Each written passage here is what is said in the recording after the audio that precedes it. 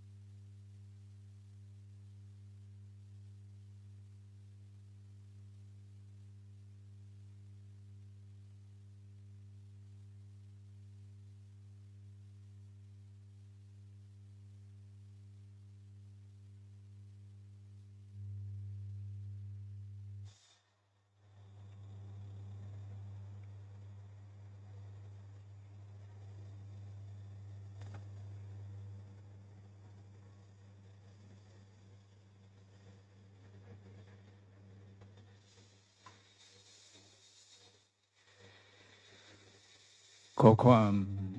นอบน้อม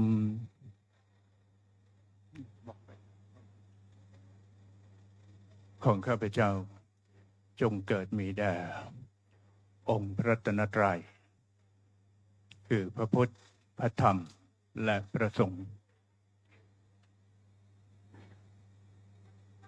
กราบถวายทำความเคารพพระเดชพระคุณพระอาจารย์เจ้าคุณพระภาวนาธรรมาภิรัตน์เจ้าอาวาสวัดลำเปิงตะโปธารามเจ้าสำนักปฏิบัติธรรมประจำจังหวัดเชียงใหม่แห่งที่2และเจ้าคณะอำเภอเมืองเชียงใหม่ด้วยความเคารพอย่างสูงยิ่งโอกาสคณะสงฆ์พระเถรานุเถระครูบาอาจารย์ตลอดจนถึงพระภิกษุสามเณรทุกรูปท่านความอวยพรขอความสุขความเจริญความมีสุขภาพที่ดีแข็งแรงจงเกิดมีแด่พุทธบริษัทสี่อุบาสกอุบาสิกาแม่ชีโยคีสาธุชนท่านนักปฏิบัติธรรมทั้งหลายวันนี้เวลานี้ก็เป็นเวลา 13 นาฬิกาเลยผ่านมา6 นาทีทางพระเดชพระคุณพระอาจารย์เจ้าคุณพระภาวนาธรรมาภิรัตน์ซึ่งเป็นอธิบดีสงฆ์เจ้าอาวาสวัดลำเปิงตะโปธารามพร้อมทั้งผู้ช่วยเจ้าอาวาสทุกรูปทุกท่านทุกคนก็กำลังเดินทางไปประกอบพิธีในการทำบุญทักษิณานุปทานนามัยที่โกฏเจดีย์ของแม่ชีสำลีอุ่นสุวรรณเพื่อที่จะสาธยายสวดพระพุทธมนต์อันจะก่อให้เกิดเป็นอานิสงส์ผลบุญแก่เราท่านทั้งหลายพุทธบริษัท4คณะเจ้าภาพอันที่จะได้อุทิศส่วนอานิสงส์ผลบุญไปให้แก่แม่ชีสำลีอุ่นสุวรรณหากว่าท่านจะอยู่ณสถานที่แห่งใดที่ไหนเกิดอุบัติขึ้น หน้าที่แห่งใดนะหากว่าท่านได้อนุโมทนาบุญนะท่านก็จะรู้สึกมีความนะดีใจอบอุ่นใจนะเพราะได้อนุโมทนาบุญได้รับอานิสงส์ผลบุญ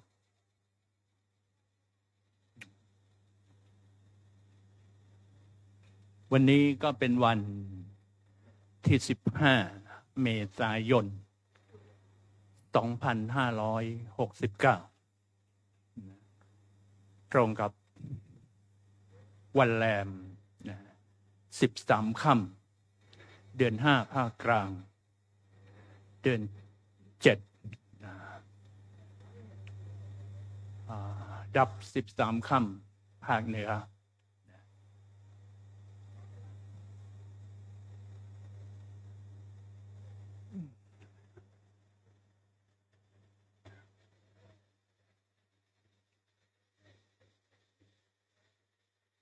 ตามโหราศาสตร์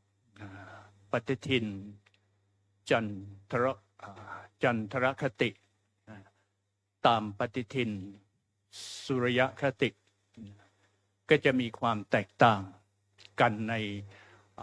วันครบรอบ1 ปีเวียนมาการครบรอบ1 ปีที่เวียนมาถึงทางชาวไทยพุทธล้านนา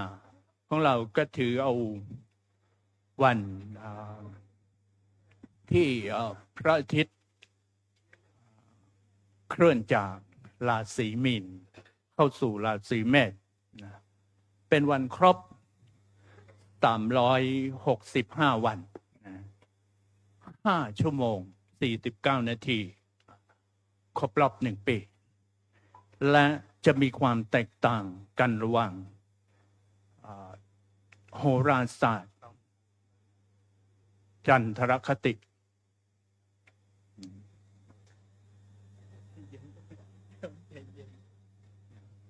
โหราศาสตร์สุริยคติ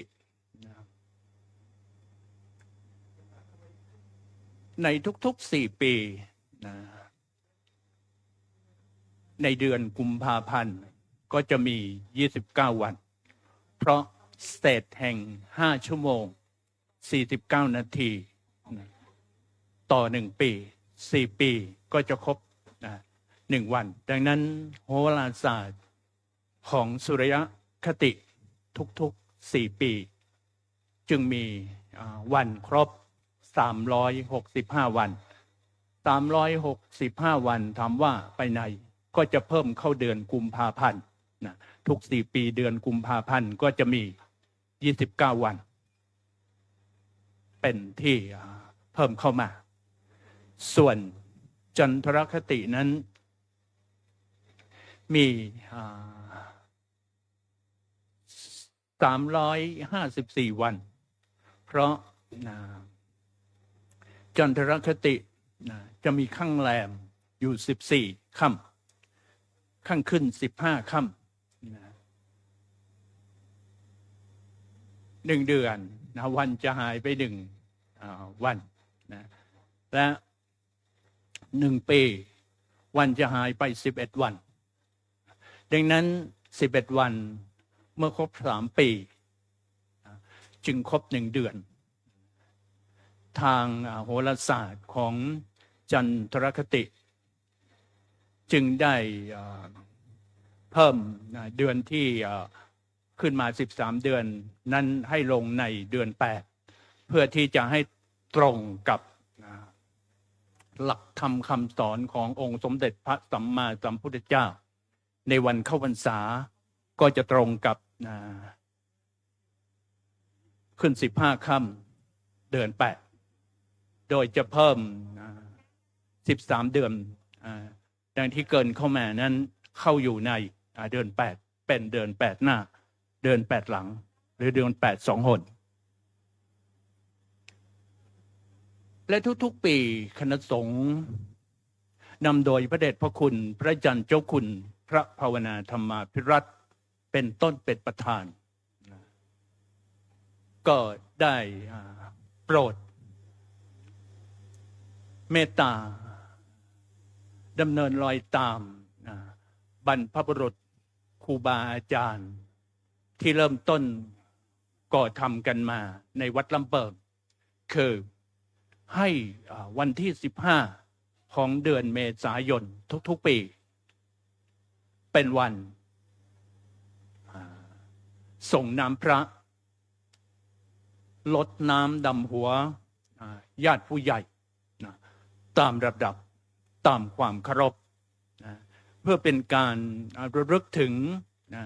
พระคุณของพระรัตนตรัยคือพระพุทธพระธรรมและพระสงฆ์พระพุทธนั้นพระองค์นั้นมีความเสียสละเป็นอย่างยิ่งยวดแต่ครั้งที่พระองค์นั้นแทนที่จะได้เสวยสุขในราชสมบัติสุขในพระราชวังพระองค์นั้นเป็นพระโอรสของเจ้าฟ้ากษัตริย์แผ่นดินแต่พระองค์นั้น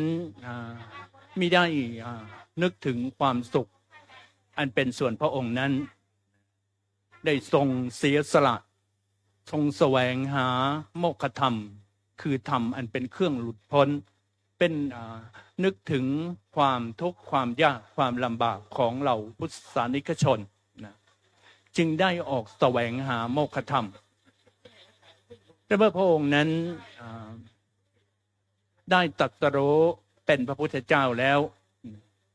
พระองค์ก็ยังนำหลักธรรมคำสอนมาประกาศเผยแผ่ให้เราท่านทั้งหลายได้รู้ได้เข้าใจมีหลักแห่งศีล5เป็นต้นจนมาถึงปัจจุบันก็ 2,614 พรรษานับแต่พระพุทธองค์นั้นตรัสรู้เป็นพระพุทธเจ้าก็มีพระชนมายุ35 ปีพรรษาทรงประกาศพระศาสนาพร้อมกับอริยสาวก45 พรรษาเสด็จดับขันธ์ปรินิพพาน80 พรรษาล่วงมา1 ปีก็เกิดพศ1ขึ้นปัจจุบันก็ 2,569 ผนวกกับ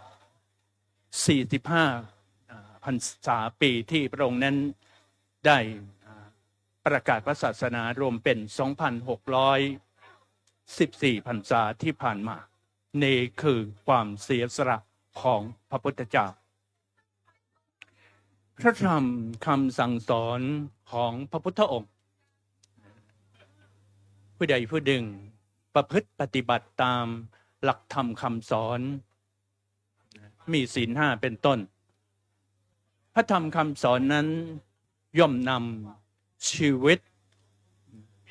ของผู้นั้นให้ขึ้นสู่ที่สูงไม่ตกไปในที่ชั่วที่ต่ำให้ได้ประสบกับประโยชน์สุขสำเร็จ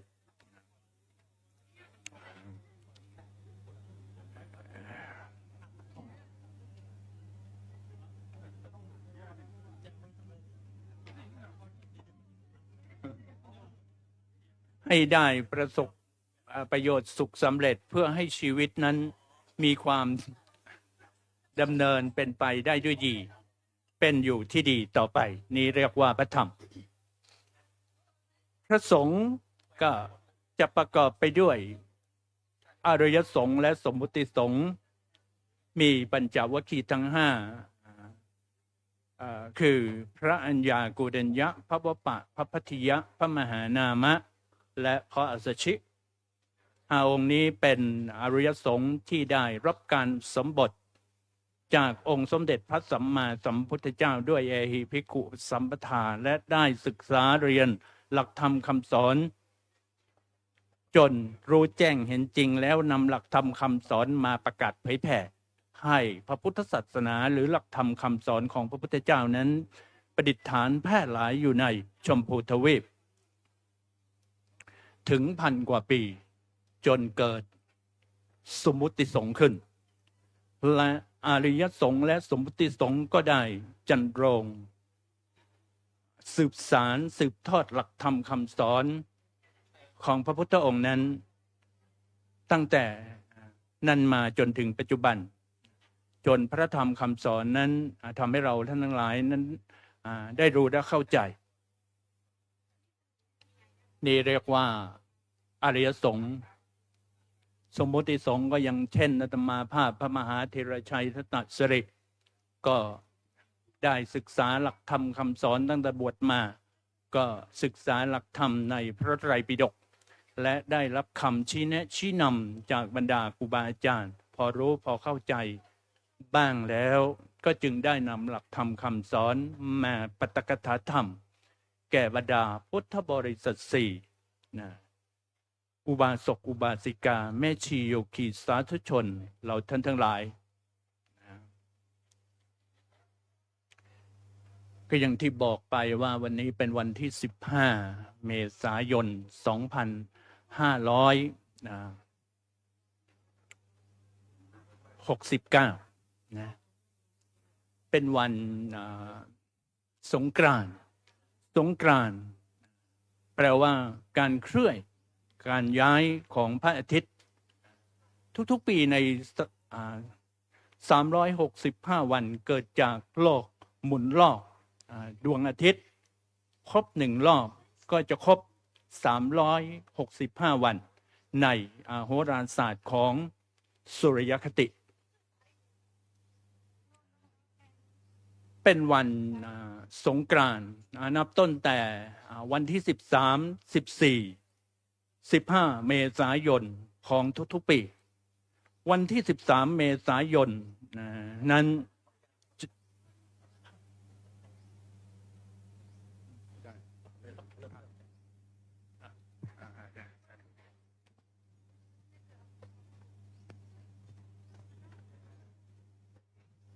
ต่อไปได้เวลาจะได้เข้าสู่พิธีกรรมการห้องขวัญและปัดเคราะห์เพื่อเป็นขวัญกำลังใจแด่พระภิกษุสงฆ์สามเณรสามเณรลีแม่ชีจุตนจุองค์และศรัทธาสาธุชนทุกท่าน คือพ้นจากเคราะห์ภัยอันตรายใดๆทั้งปวงกับผมจะได้เข้าสู่พิธีณบัดนี้ครับสุนันตุ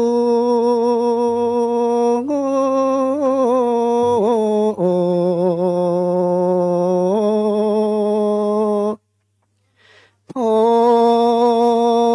นาโต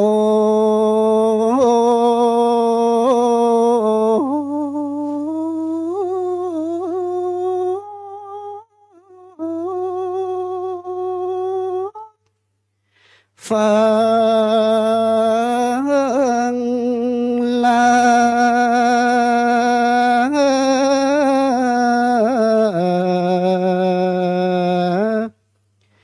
ฟัง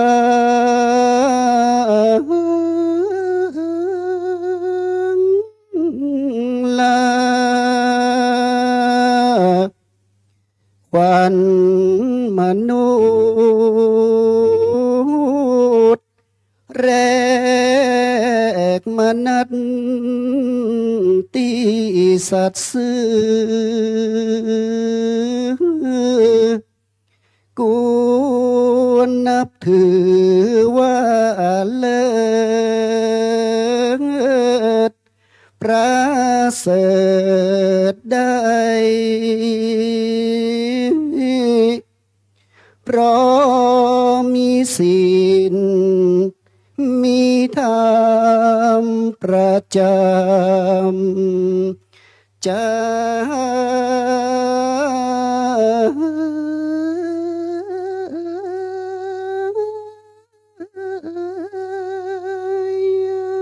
มีนิสัยสูงมันกระตันยูมนุษย์ใดมีใจบ่สัตย์ซื่อ โลกเปิ้นถือว่าวิบัติก็ชาติอยู่เฮาเกิดมามีขวัญมันในครูต้องเชิดชูครูบาศาทุกการ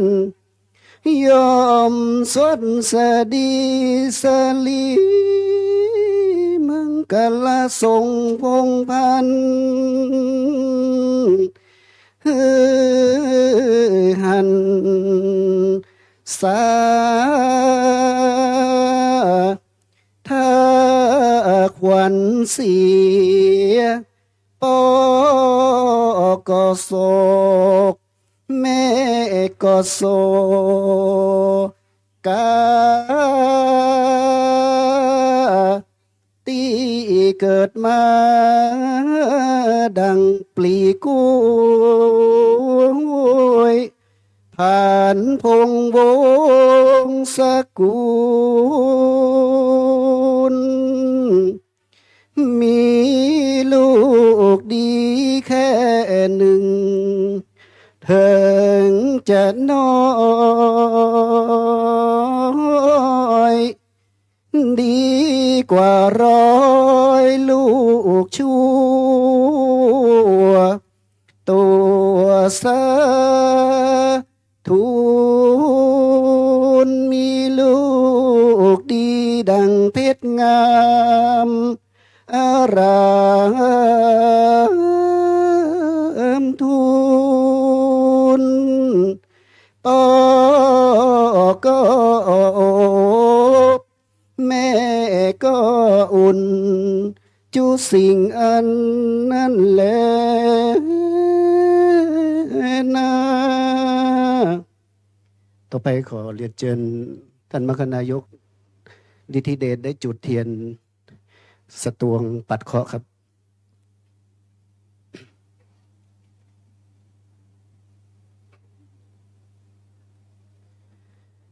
นะโม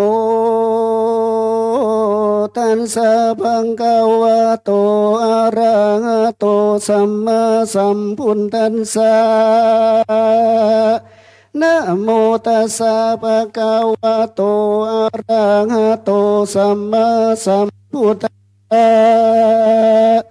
นะโมตัสสะภะคะวะโตอะระหะโต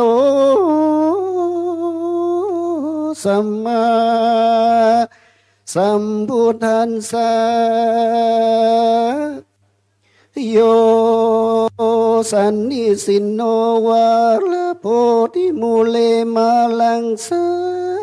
เสนังมังหันติวิจัยโยสัมโพธิมาคันชิยานันตัญญาโนโลกุตตังปนามามิพุทธังตังปนามามิธัมมังตังปนามามิสังฆังโยโสพระขาวาพระเป็นเจ้าเลิศดวงใดสันนิสินโนอันสถิตแล้วนั่งเดือแต้นแก้วแต่ไม่โปสไลมาระวิจัยโยหมู่เจียนจากไปทุกดาวมากมนมีสัมโพธิมาคันชีทละถึงแล้วปัญญาแก้วจื่อสัพพัญญูโตเป็นครูแก่โลกยอดใหญ่ยะยานตัดกิเลสสันดานมุดหมดเมียนหมู่แสนเสียนจากราคียนันตัญญาโนตนทั้งหลงปัญญาดียศยิ่งกว้างโมอาจอ้างจักขณาโลกุตโมตนพระเสริฐกว่าโลกโลกา ตั้งปานามามิพุทธังอ่านว่าพระพุทธเจ้าตนป่าแปยังจีนะมานติวสังผู้ข้าก็ไว้จุวันมาตั้งปานามามิธรรมังยอพนมก่อนนบไว้จุวันมีตั้งปานามามิสังฆังสาลีสิทธิสวาสดีอัตโตอาจารโยอาจารย์ในวันนี้ก็เป็นวันดีสลีมังคลาอันประเสริฐล้ำเลิศยิ่งกว่าวันและยามตั้ง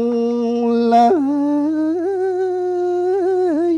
วันเม่งก็หมดสายวันไตก็หมดปลอดเป็นวันยอดแห่งทายาวันบัดนี้ไม่มีสมณสถาและมุลสถาก็ได้ทะโรงยังครอถอยเจ้าผู้ขาจักปัดเป่าไปไล่งือออกจากได้ใครพรากไปไว้นันยามนี้แลดีลีครออันบอดีแต่ก่อนปางลางครอเมื่อยังแรกเกิดครออันบ่อพาเสดมูลมีครอ12ราศีเกี่ยวกอดลักษณะสอดก็กุมอาติสมมาสุมแก่นกระพระจันทร์ส่องลาสวักสวัสดทวนสามอังคารรังหยาดเลิศแล้วทวนสี่พุทธผ่องแผ้วใสงามพาทวนห้าตามแถมเล่าสู่โอหกบ่อเศร้าดวงใสโสรีทวนเจรสมีไว้ลายสามสะประเคาะพร้อมพร่ำนา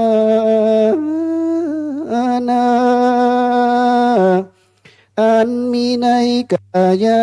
แห่งเจ้านาวาคาตังนาคามากมวลมีตั้งนักขะเริกสาลีสาว7ตัวนับไม้แม้นว่ากรอตั้งนานเลยมาพร้อมอยู่แล้วจุง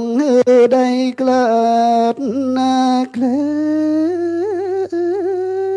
วนี่เสียไกลคือครอจังไรถอยจ้าครอ13นาม15ก็นี่ตั้งเคราะห์ปีเคราะห์เดือนเคราะห์วันเคราะห์ยาม เพราะบ่ดีบ่งามจีใส่เคราะห์น้อยเคราะห์ใหญ่มวลมีเคราะห์กาลีเมื่อหลับเมื่อตื่นเคราะห์เมื่อยืนเมื่อเตียวเคราะห์เมื่อกินเมื่อกินเคราะห์เมื่อคืนบ่หันเคราะห์เมื่อวันบ่ฮู้เคราะห์เมื่ออู้เมื่อจาเคราะห์นาตัวกล้าเคราะห์ต่ำจ้าจดเคราะห์เหนือเคราะห์ใต้เคราะห์เมื่อเจ็บเมื่อไข้เคราะห์วันตกวันออกขอบใต้แดนใดก็ดีก็ใครนี้ไปวันไหนยามนี้กรอดำกำกี้ตั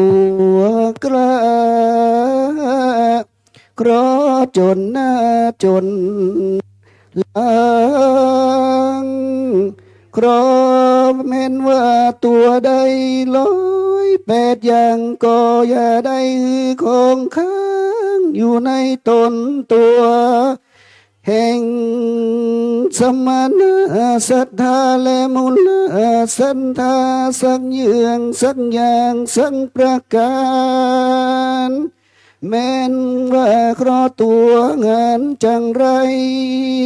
ก็จุงได้อับกับไฟไหล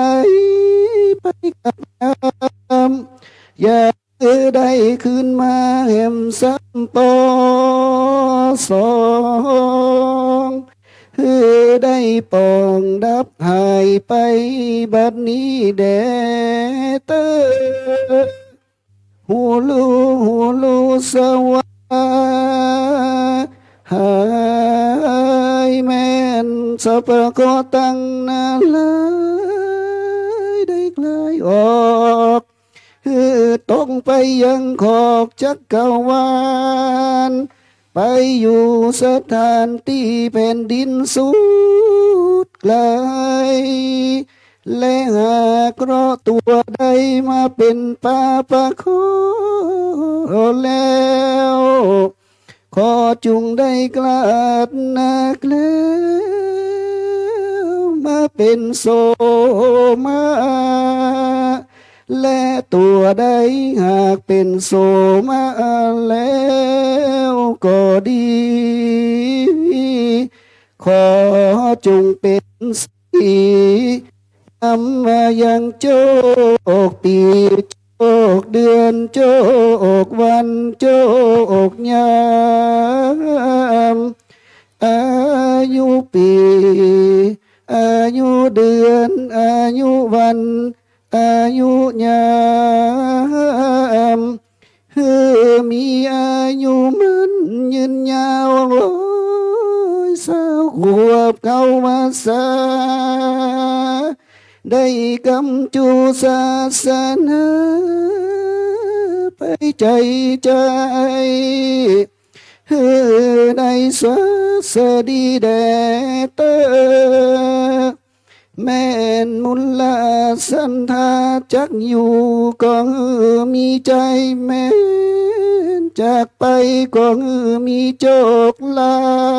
ภพาเปศัตรูลาบก็ได้เงินหมื่นตื่นก็ได้คำแสน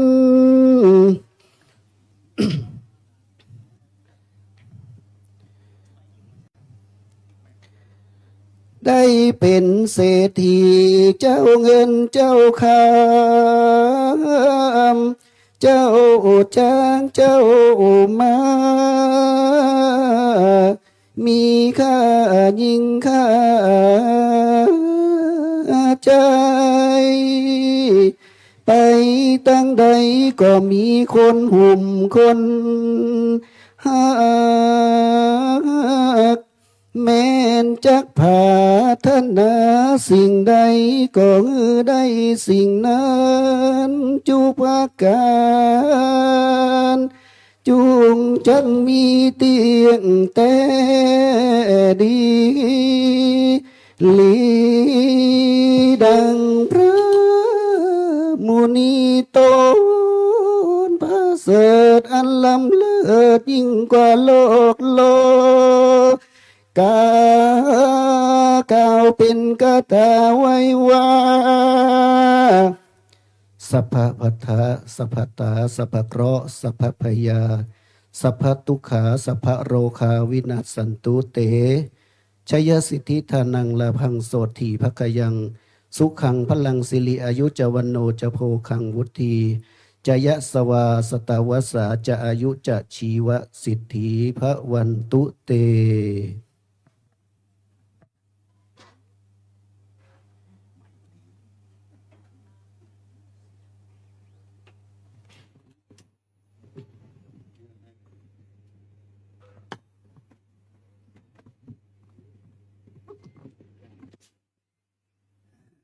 วันนี้ปนานเป็นในวัดเคาะคนที่ปีนี้เป็นปีคือคนมีครอบปีตรงกับวันอย่างละปีไหนนะวันจันทร์กะเป็นมาคนมีครอบเป็นวันอาทิตย์นะตามทำนะก็ถือว่าทุกคนปฏิบัติธรรมแล้วเราปฏิบัติภาวนาแล้วก็คือมันจะปลดคอปลดนามไป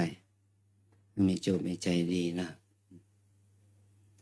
วันนี้เราจะได้ทำพิธีบูชาพระรัตนตรัยเนาะพร้อมกับไว้รับศีลพร้อมกับเทศธรรมวันนี้ครูบาประหลัดนพพันธ์ทิตธรรมโอจะเป็นผู้แสดงพระธรรมเทศนาแล้วก็มาศีลด้วยแล้วก็แสดงธรรมเทศนาด้วยนะขอนิมนต์ท่านพระครูได้ขึ้นสู่ธรรมะ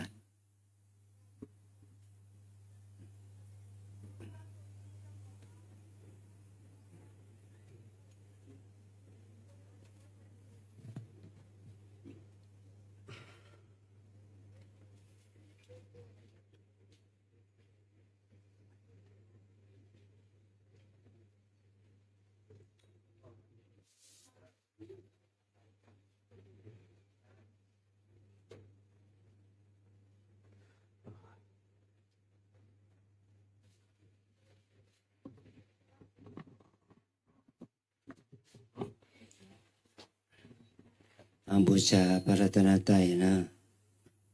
อิมินาสการเรนะ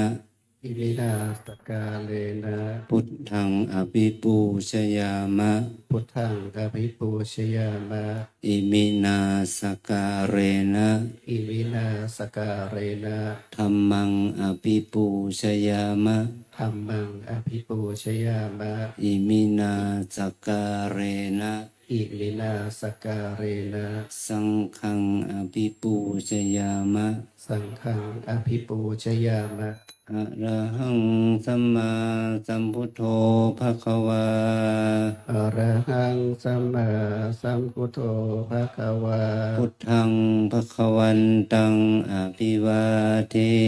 มิพุทธังภะคะวันตังอภิวาเทมิ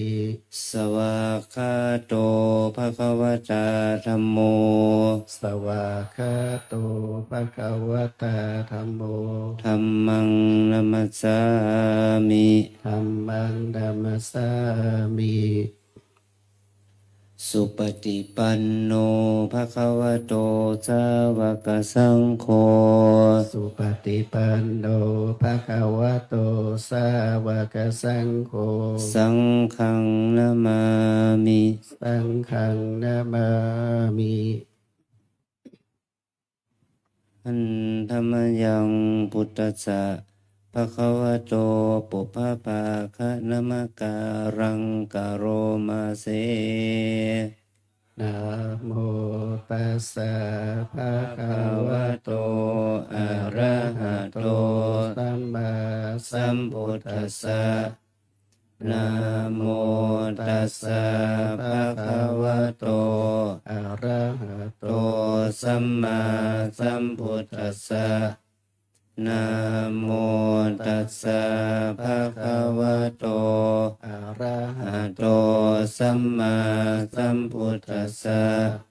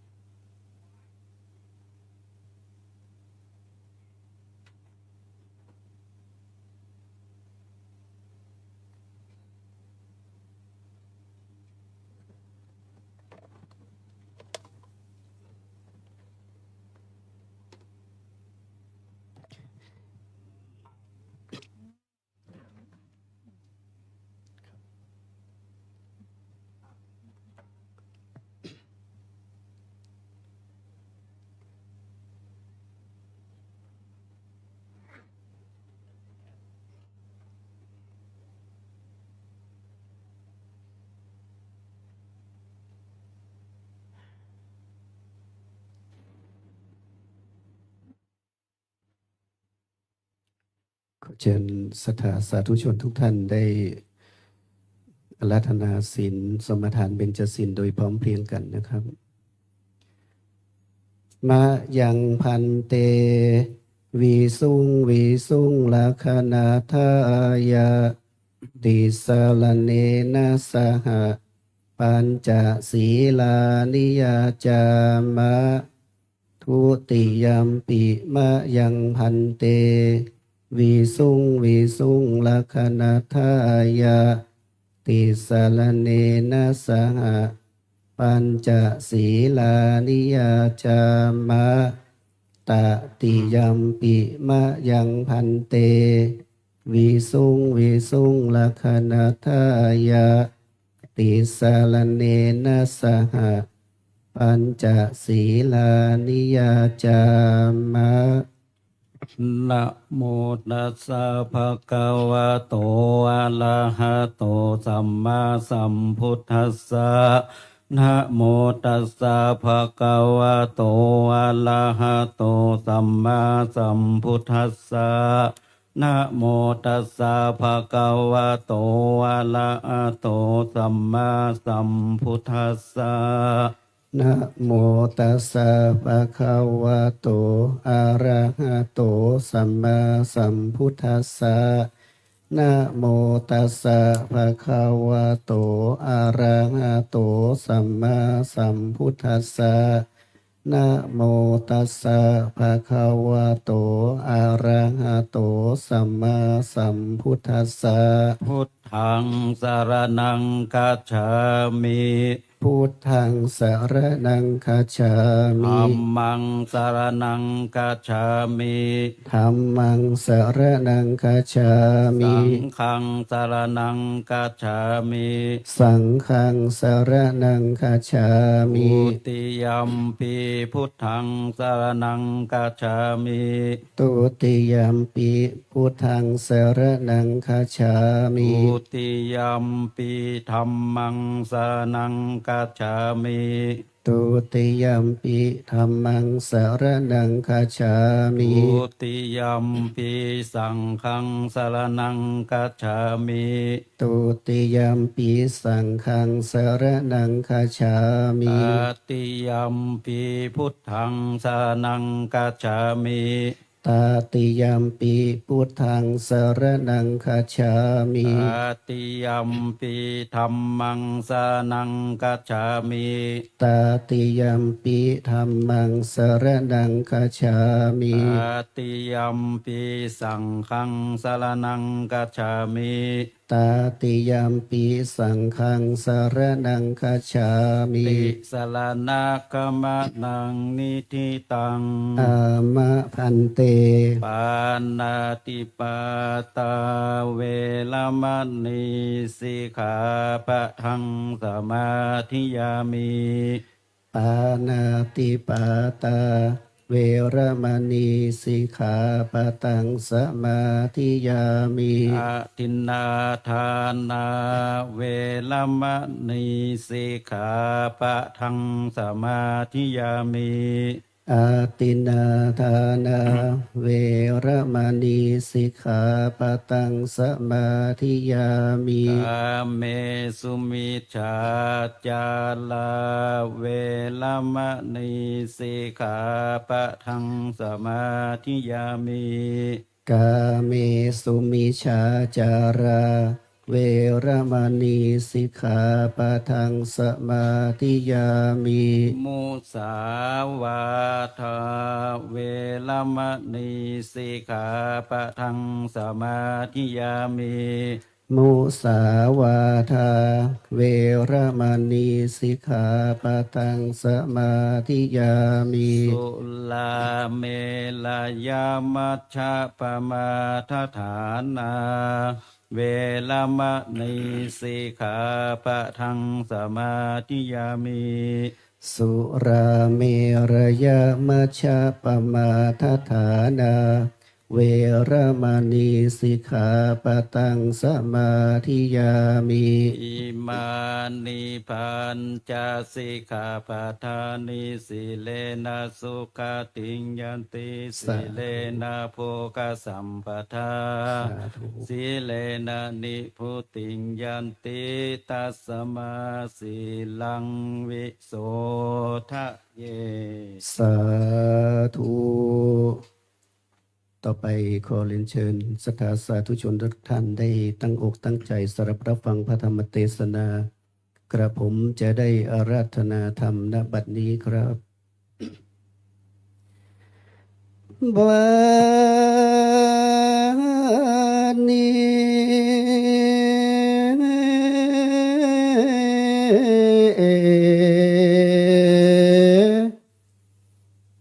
ก็มา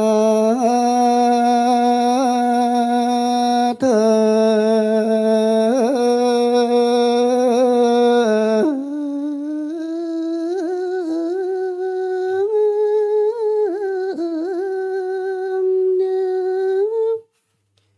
เวลาอันดีบนน้อยขอนิมนต์ลูกศิษย์ประโยชน์สอยคื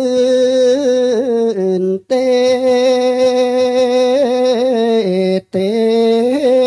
สนา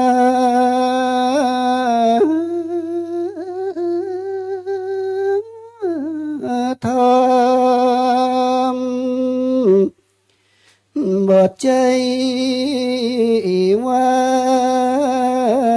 ผู้ข้ามอนน้อยมอนนา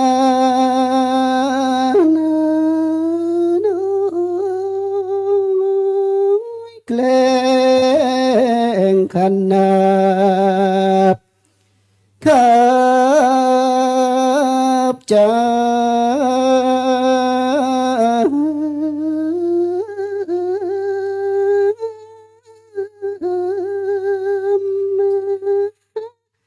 ขอตันจุงเมตตาเตสนาธรรมผู้ข้าสัทธาตา ลา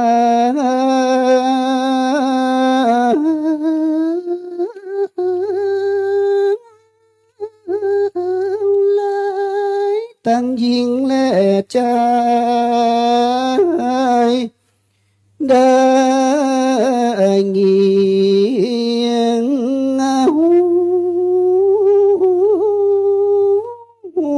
ฟังสาธุสาธุธัมมังอนุกัมปิมังปัจจังอาราธนังกโรมา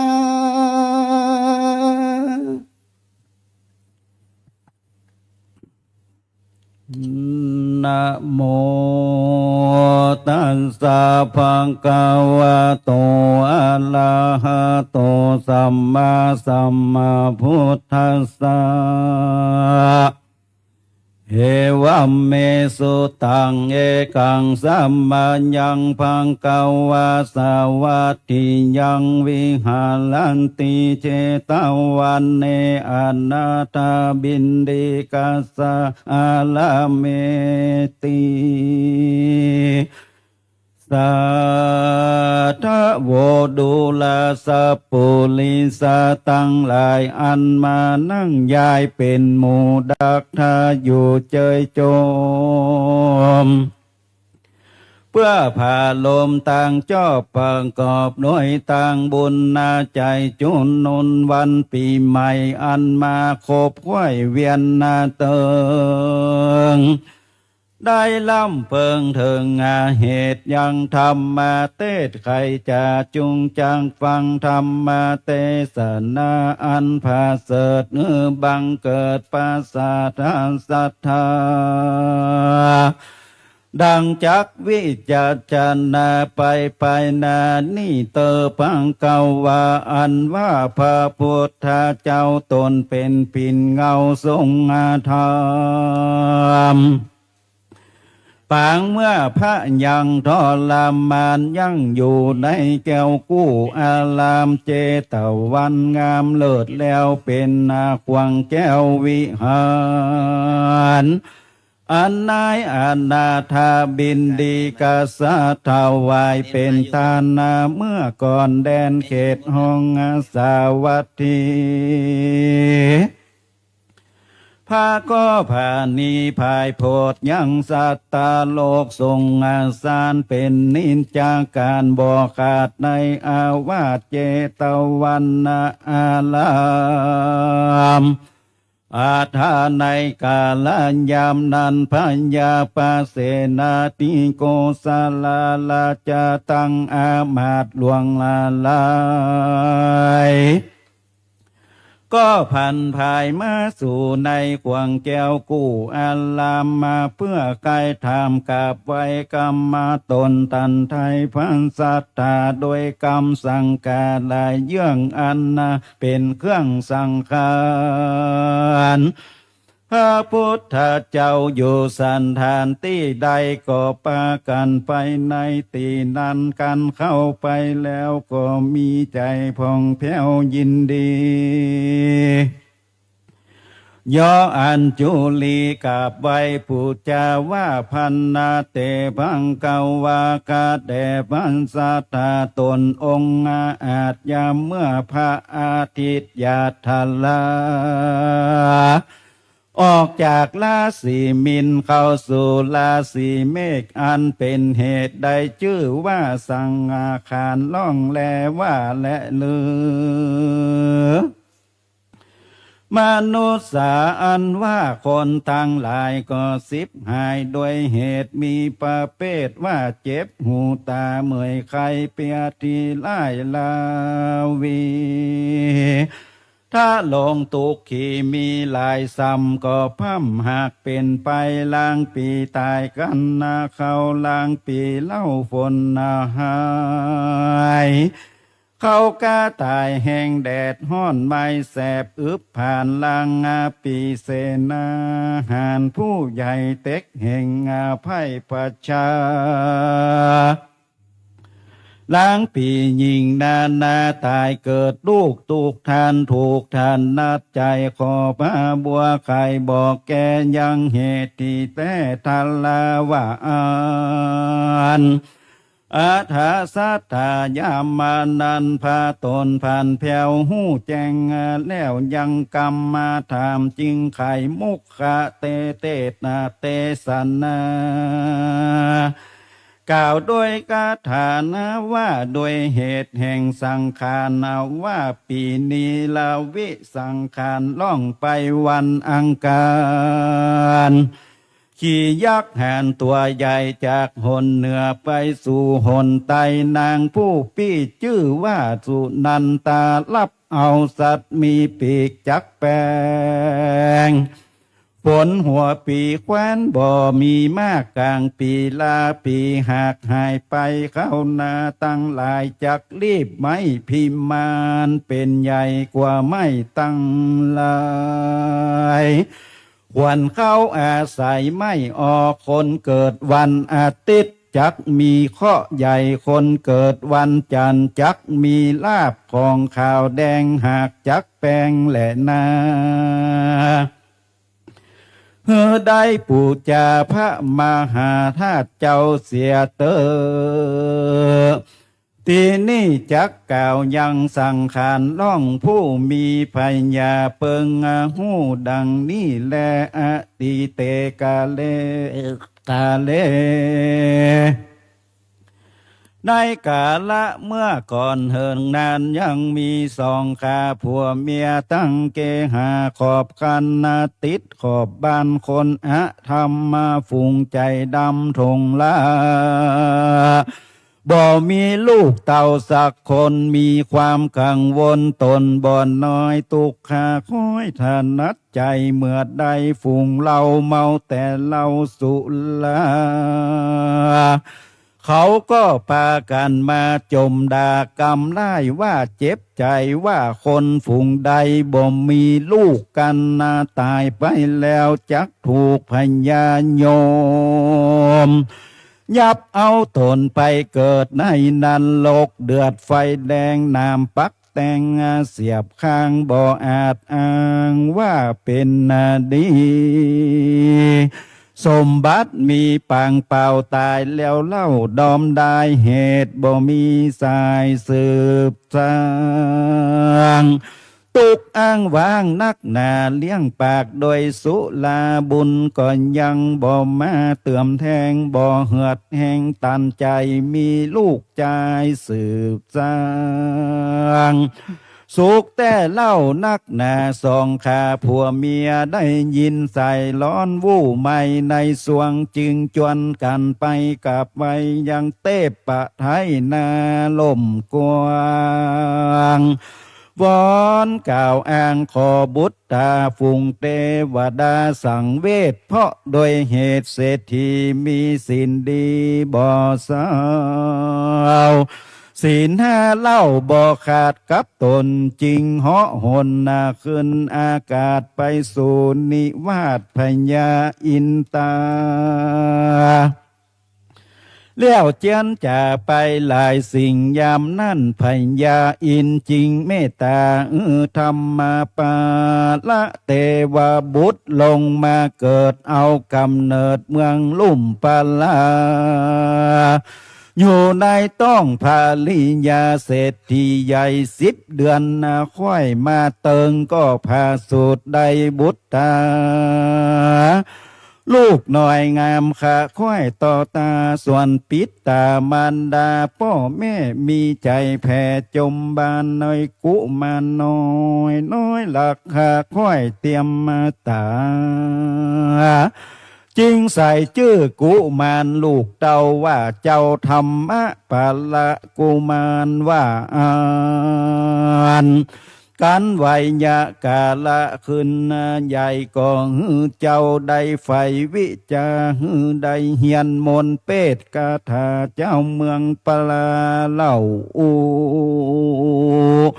ว่าธรรมะปาละหนอกู้บุญใสมีปัญญาไวนักผาดหูมนยำวิเศษแห่งสัตนานาตะตาในกาละยามนั้นเท้ามหาพรหมตนองค์อาจจักใครลองจาดพญาปัญญาแห่งธรรมะปาละกุมารจึงยัวลิยาดจากฟ้าเบนนาลงมาเพื่อถามปัญหาทวนนาทีดาคอกี้ไขจ้าว่าดูแลธรรมะปาละกุมารนาผู้มีปัญญาหารแก่กาเจ้าจุงแก้ปัญหาแห่งเล่ากันเจ้านี่แก่ใดหัวแห่งเรานี่ไซปันทะนันนันเราจักตัดคอปันหือขาดมอบหัวแห่งลาจะปูจากันนะเจ้าแก่ปัญหาเราบ่ได้ขอตั้นไตเตี้ยงจักขาดจีวังกำหนด7 วันเป็นขนาดปัญหานี้หากมี3 ข้อคือยามเจ้าสลีอยู่ที่ใดยามเตี้ยงไปเก่าแก่สลีแต่อยู่ต่างใดยามกลางคืนใสสะอาดสลีหากอยู่ที่ใดเล่าเจอกันพญาพรหมกล่าวปัญหาเท่านั้นแล้วก็รีบพันแผ่วหายไปก็มีและนายามนั่นธรรมะปาละกุมารนามีใจบ่บานตุกยากเจ้าบ่อาจแก้ปัญหาพญาพรหมมากล่าวอกล้อนพาวไปมาสันทะมา6 วันล่วงแล้วใจเจ้าหนอแก้วตันตนนาเขาจะตาจนตุกยากจึงหนีภาคบานไกลกาเข้าไปสู่วนาป่าใหญ่นั่งอยู่ใต้ไทรงามยกมือวางนั่งให้เพราะแก้ปัญหาพรหมบ่ได้นักหนากลางดงหนาสังงัดมีความวิตกลำบากบ่จ้างออกปากสันได้กว่าความตายมาลอดใจแห่งหอดเย็นวอยก็มีและนายามนั่นยังมีปักขานกอินทรี2 ตัวอันเป็นผัวเมียกินเงาจับอยู่บนเก้าปลายตาลมาเหิงนานบ่ภาคนกตัวเมียออกปากเจียนจ๋าว่าดูแลผัวตีไววันพูกนี้สันใดจักบินไปในสอดล่าหาอาหารกว่าดงพายหาอันใดกินยินยากสั่งมาลำบากต่างกินส่วนนกผัวได้ยินเมียกล่าวจริงตานเล่ากำไปว่าดูแลสายใจเฮยน้องปี้เฮาอยู่ที่นี่สำลานใจอาหารหลายลำอยู่ท่าวันพูกนี้เปิ้นจักคาธรรมะปา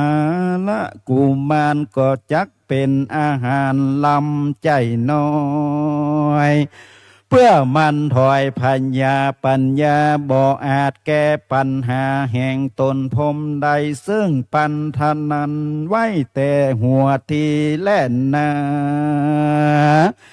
ยามนั่นนางปักขาตัวเมียผู้ฉลาดมีใจหากสังกาว่าปัญหามีสันได้จะขอบอกข้ามอนพ่องทลาส่วนปักขาตัวปูจึงบอกแกว่าปัญหาแต่มี3 ข้อว่ายามเจ้าสลีอยู่ที่ใด ตามข้อไข่บอกแกตี้แต่หากอยู่นาแห่งเราหมู่คนจึงเอาน้ำล้างนา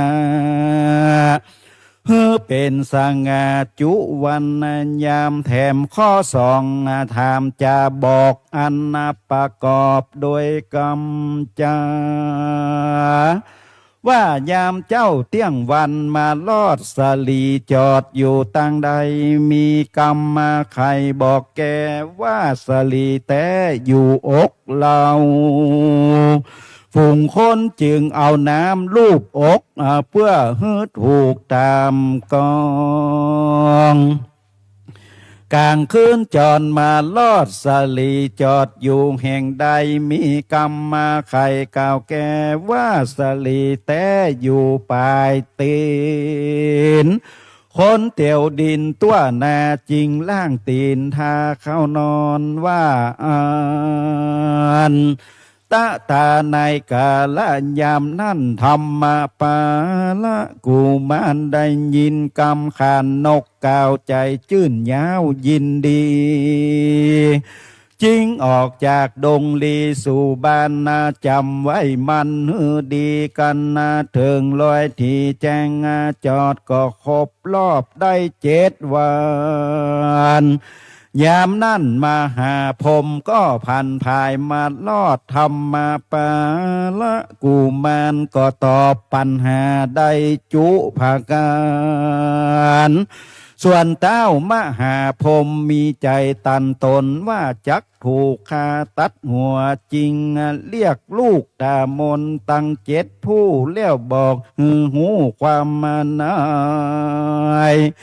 ว่าหัวแห่งป้อไทยปิตากันตกลงไปใส่เพื้นแผ่นลาไตปัทวี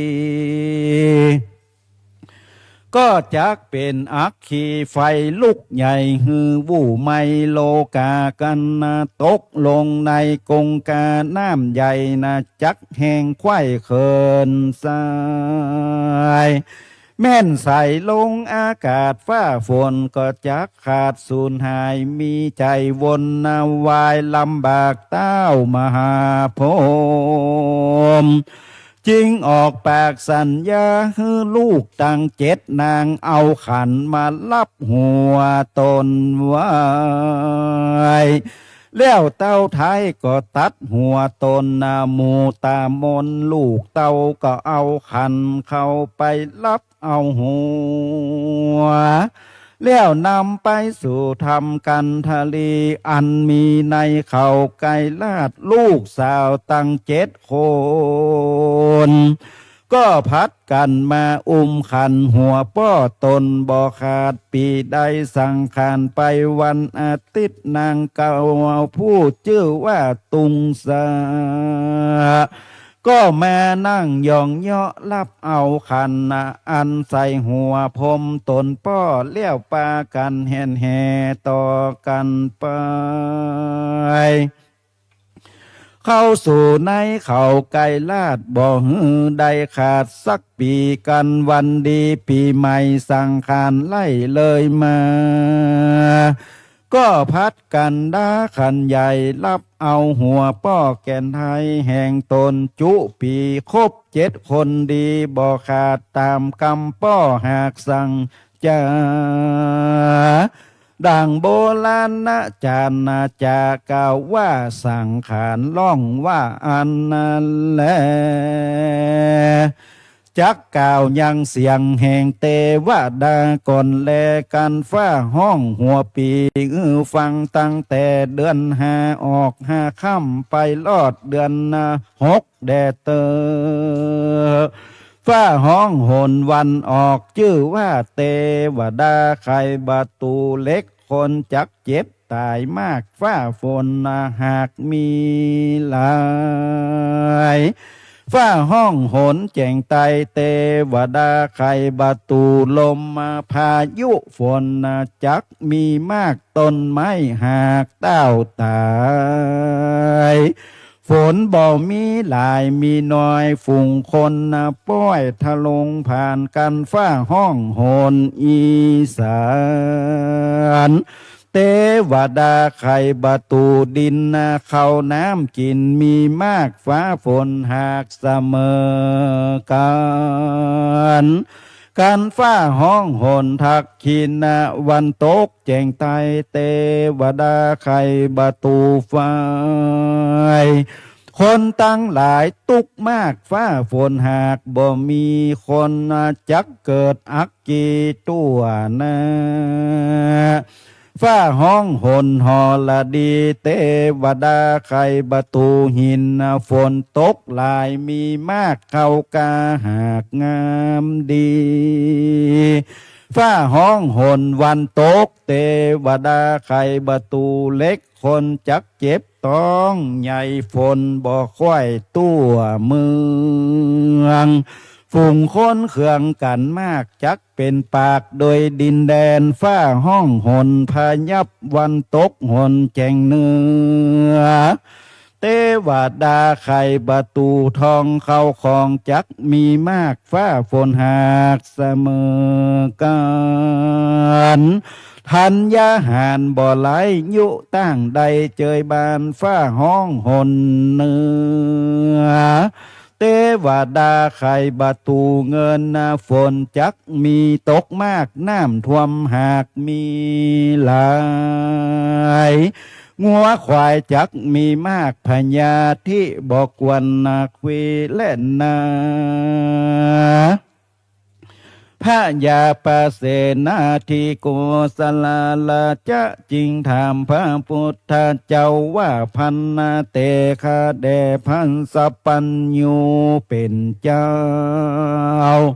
ต้นภาพเงาติโลกายามเมื่อพระสุริยาเทวบุตรจักเดินเตศจักไข่ปนตุกภัยจุงมีใจใส่แก่กาแล้วรีบกว่ากะทำดีคือตานะกัมมังศีละกัมมังภาวนากัมมังอย่าขาดจุงมาสันนิบาตอาลามแผงใจบ้านวันสังขารล่องอดแจงป่องต่างดีกะทำคัดสีเพียวกวาดยังอาวาสอาลามตั้งสานทานบ้านจ้องทุกแห่งห้องไผ่มันแล้วจวนกันพร้อมนาเข้าสู่ตาสายดีคนซ้ายมีมวลมากมาสู่อาวาสเพียงกันกระทำการก่อเจดีย์ทรายใหญ่ตามแบบเบาเอาไตโบราณถวายเป็นตานในอาวาสก็หากใดอานิสงส์หลายตามดังนิยายกล่าวอ้างอติตาปางล่วงแล้วเมินนานยังมีใจตุกผ่านเข็นใจแสวงหาเลี้ยงใสโดยลำบากเจ้าก็หาบไม้และลัวมาขายเลี้ยงตวนตัวตามกาดเสื้อผ้าขาดเปปังส่วนศีลเจ้าบอดละขาดศีลหาบ่ภาคจากตน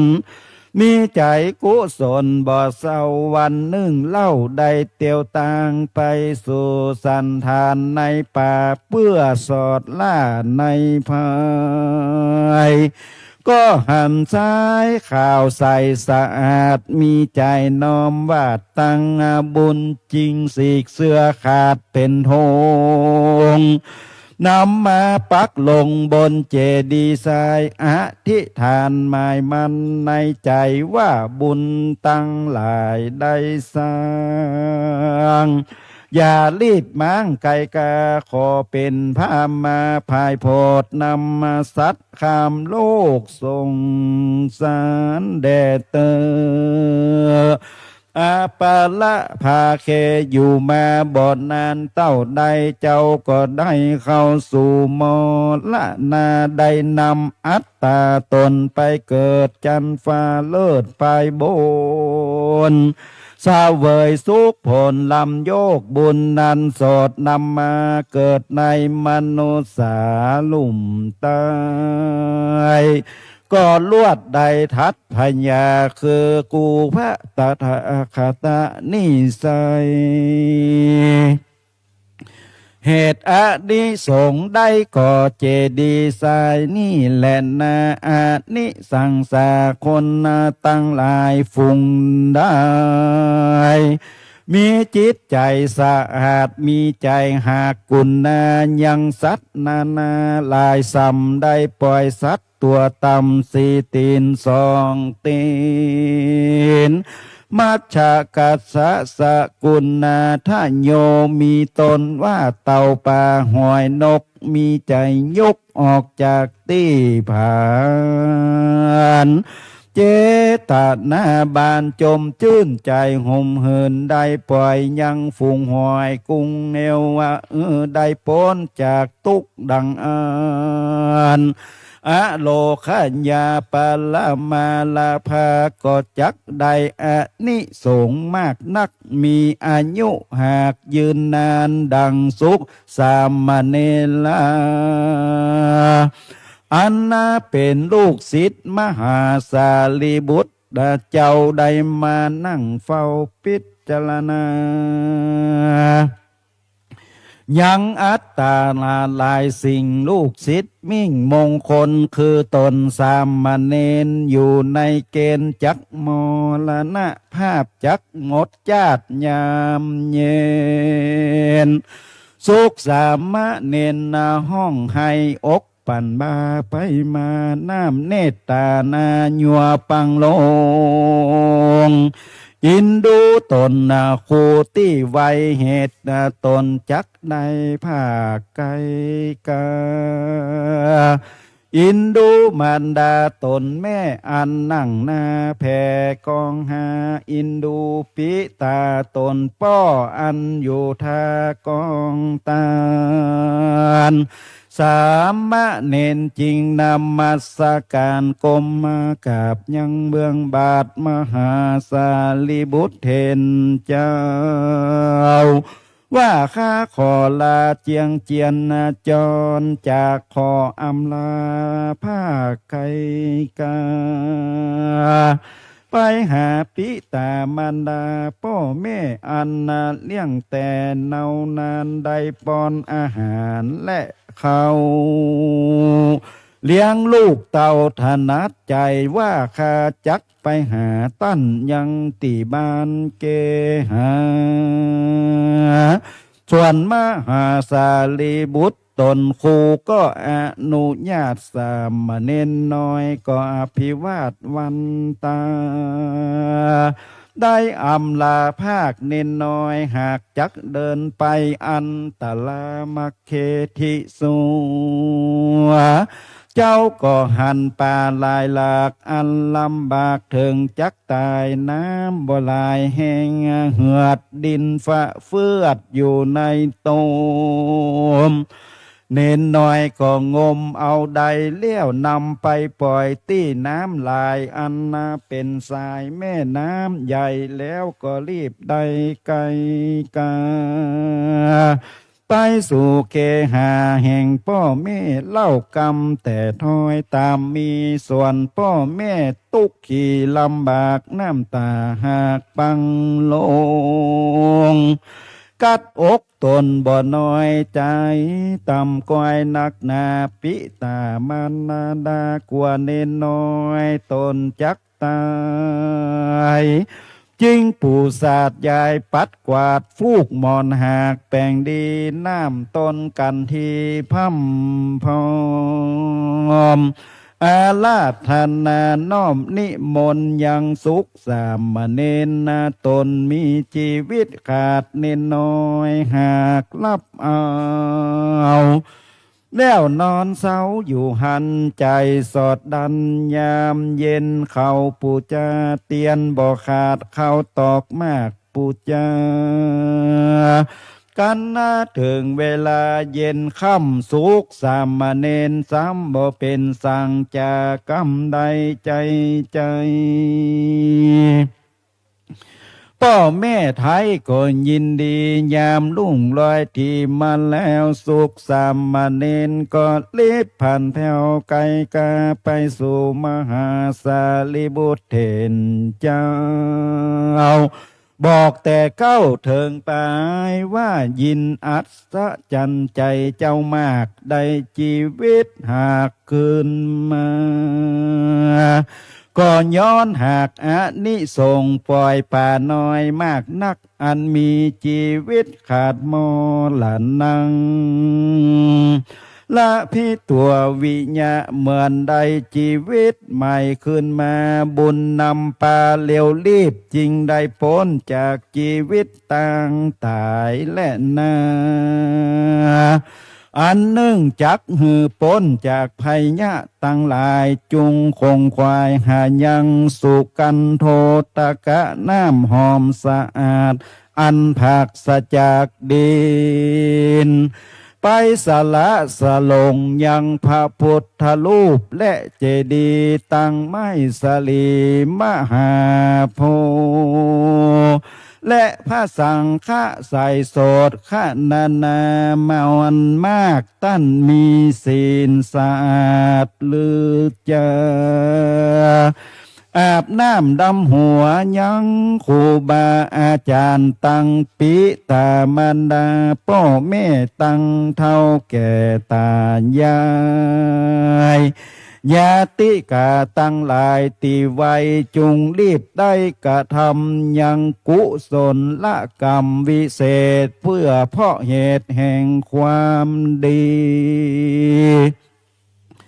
กาละยามปีใหม่จักเป็นบุญใหญ่นำนาดังอาตีตาล่วงแล้วยังมีหญิงแก้วเข็นใจ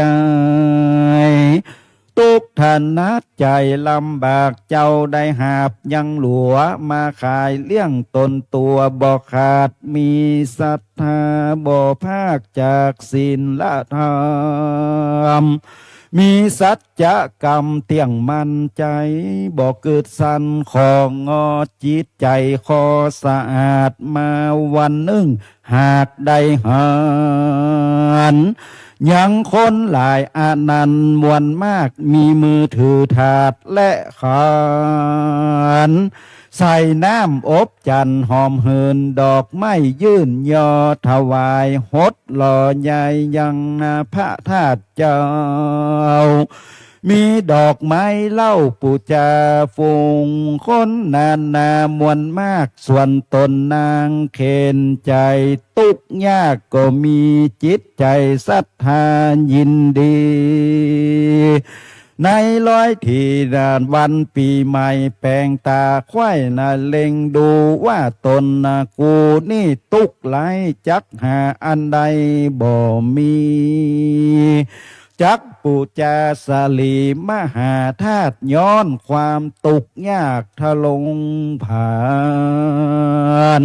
มีจิตสันดานผ่องแผ้วนางกะนิ่งแล้วในใจก็รีบไปสู่บ้านจึงแต่งห้างอย่างแป้งหอมที่บ้านนางรีบกันเอามาน้อมถวายปูจายังพระธาตุเจ้าใจนางนาฏยินดีปีติมีเตียงมันนบขอบคันสามทีด้วยกาญะวจีติติดติเตาหาแห่งใจหน่วงแน่นศรัทธานางพาธนาตามไฟว่าขอใด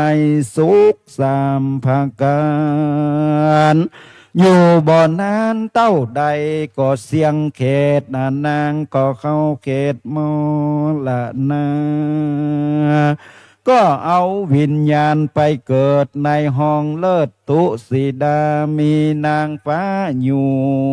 เฝ้าสมบัติติดเล่านำนางมีกินตัวหอมยิ่งโยดเป็นที่โปรดแก่นางฟ้าตั้งหลายอันนั่งยายแวดเฝ้าฝูงหมู่เหล่าเทวดาเข้ามาจะทำนางใจว่านางใดกะทำบุญสั่งจา จิงใดมีกลิ่นหอมกันทาหอมอ่อนนางก็ตอบอ่อนอ้อยคำงามตามดังในยะอันกล่าวแล้วแต่แปลงหลังนั่นแหละนะดูลามหาลาจะยามเมื่อพระสุริยาอาทิตย์สถิตย้ายจากราศีมินไปสู่ราศีเมษเป็นเหตุให้คนตั้งหลายนานาจุงกระทำตามโอวาตาโอวาทอันกูตถาคตหากเทศนาคือตั้งแต่วันสังขารมาคบค่อยจุงใดรีบคัดสีและเพียวกวาดยังอาวาสเกหาชำละกายะผ่องแผ้วปั่มเป่งแล้วซึ่งศรัทธาใดคนสายมากองกอเป็นวาลุนอเจดีด้วยใจยินดีเตรียมแตกตามเผาแผกโบราณนำน้ำอบจันหอมสะอาดมาสละสลงหะธาตุและเจดีตั้งไม้สลีมหาโพธิ์ตั้งพระโคดเงาสารูปเจ้าตั้งเจ้าภิกขุสงฆ์ดำหัวตนพ่อแม่จุงรีบกระทำบุญอย่าได้ขาดอย่าได้ประมาทแก้วตั้งสามแปลงใจงามจมจื้นสนุกต้องตื่นตามกองธรรมก็จักป้นกรรมมาตุกยากตั้งพยาธิเจ็บมาไข่ป้นความเข็นใจตุกยากดังกูตะถาคตะหากเทศนามานี่และนาที่นั้นพญาประเสนาโกสลาลาจะก็น้อมวาดวันตาว่าพันนาเตพังกวาข้าแด่พันสัทธาตนผ่านแผ่วผู้ข้าหูแล้วจุภการมีใจจมบานเจยจื้นจากที่มืดมาเพ่งใจตนจักกะทำมงคลจุเยื่องอันเป็นเครื่องไตรยตานจริงนมัสการกราบไหว้ยังองค์ท่านไทยสัพพัญญูเสด็จไปสู่นิเวศใหญ่กว้างอันน่าเป็นที่เสพสร้างเสวยเมืองก็มีวันนั่นแหละนะนิติตังกิยาสังวันนาวิเศษจาห้องเหตุยังธรรมเทศนาอานิสงส์ปีใหม่เมืองก็บังคมสมเลสเดชหันธรรมยังสาธุการังกโรมาเสกสาธุสาธุสาธุ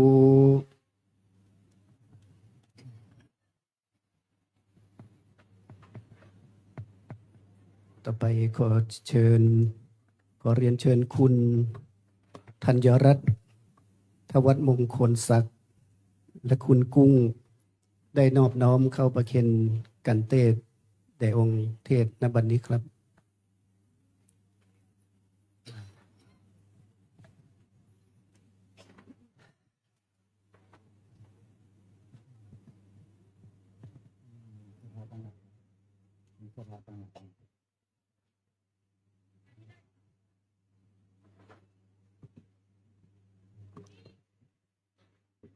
ต่อไป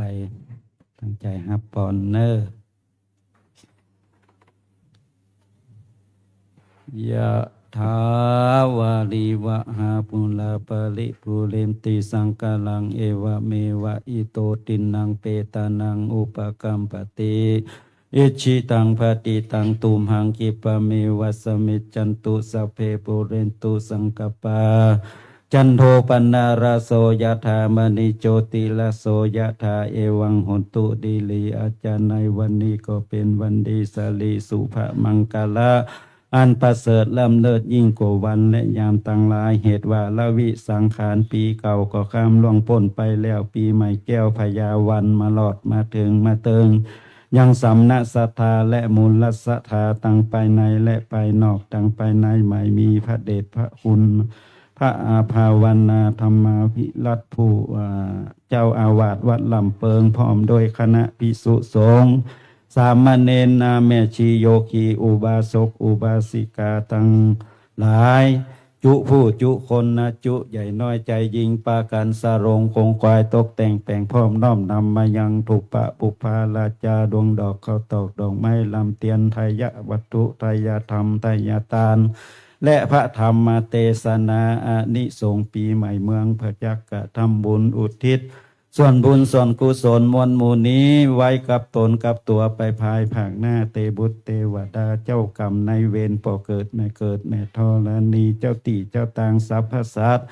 สัพพะวิญญาณเปรตอสุรกายสัมภเวสีญาติกาวงศาคณาญาติก็ดีบทใจญาติก็ดี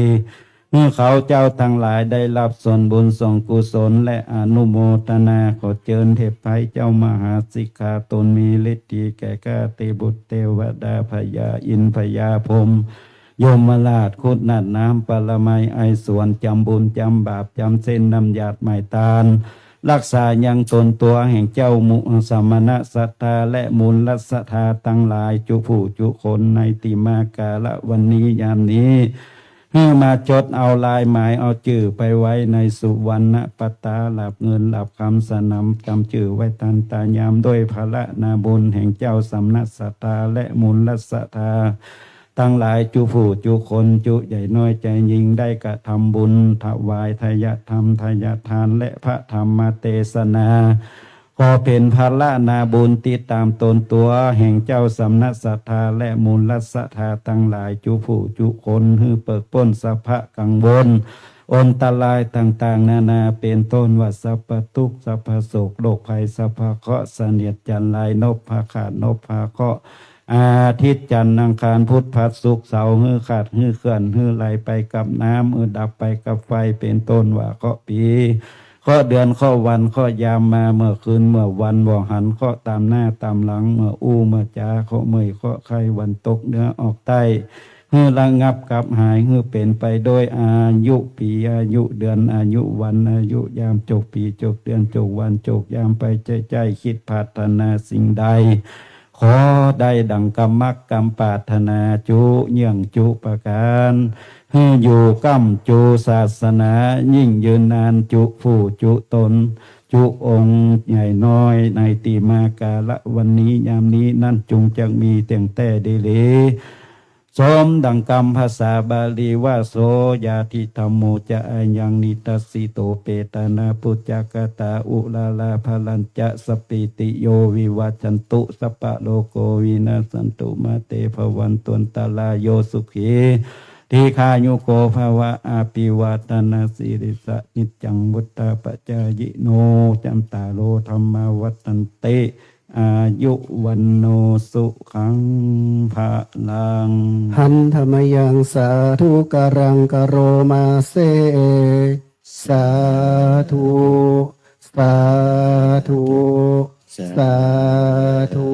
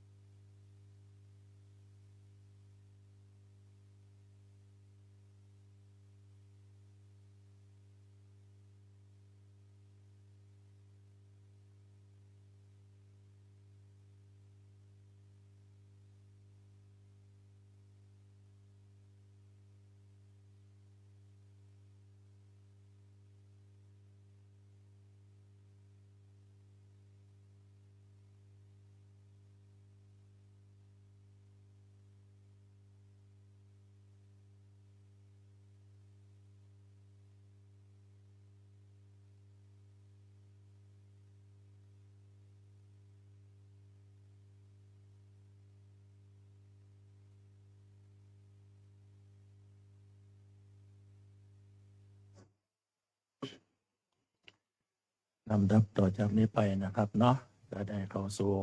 พิธีกรรมพิธีการเจริญพระพุทธมนต์สมโภชปีสมโภชเดือนสมโภชวันแล้วก็เวลาย่ำต่างๆนะครับนะเพื่อให้ความเป็นมงคลได้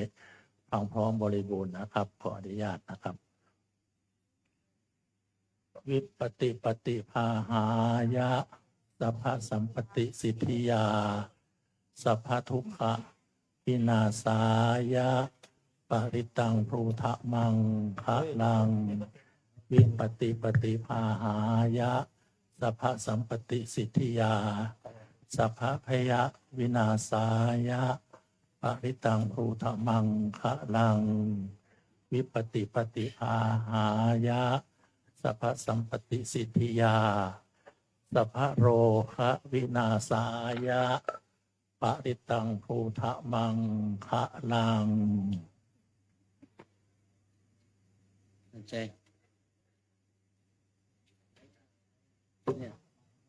นี่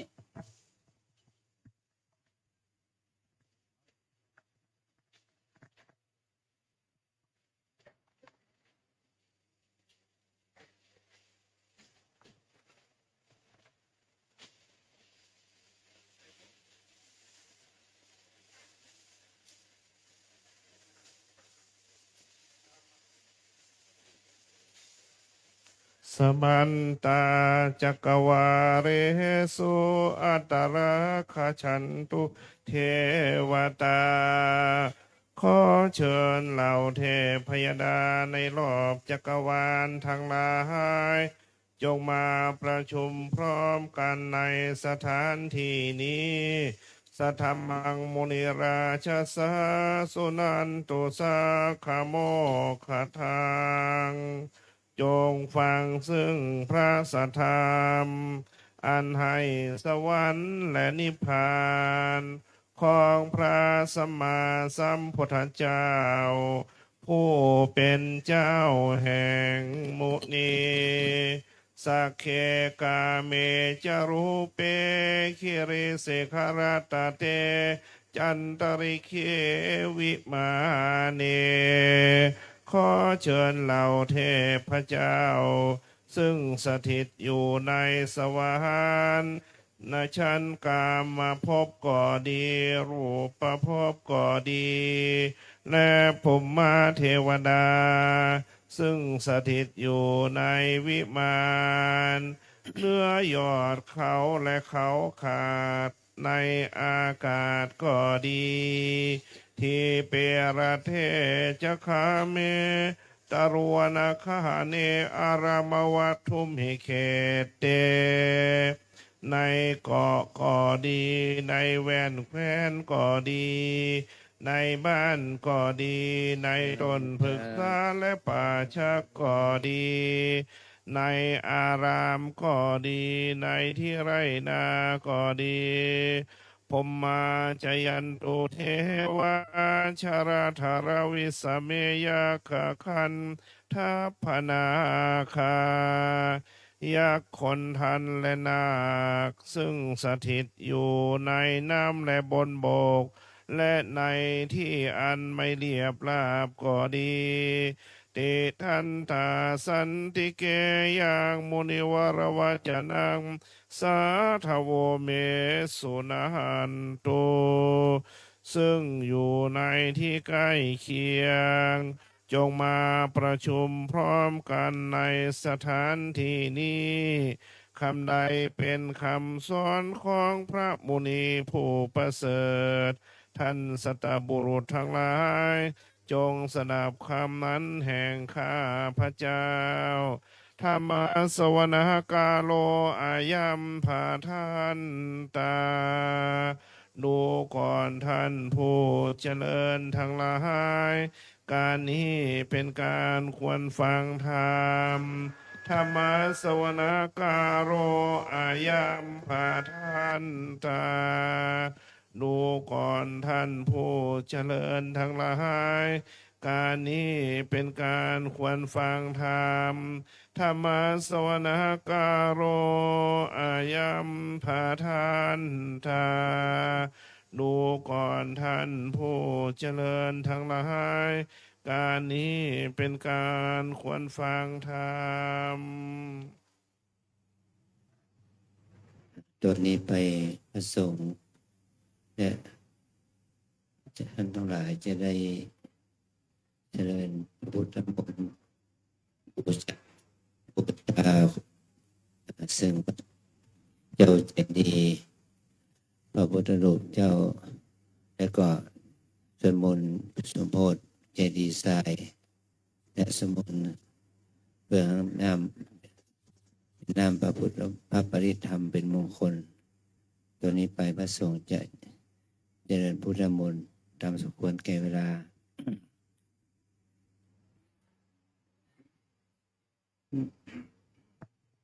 นะโม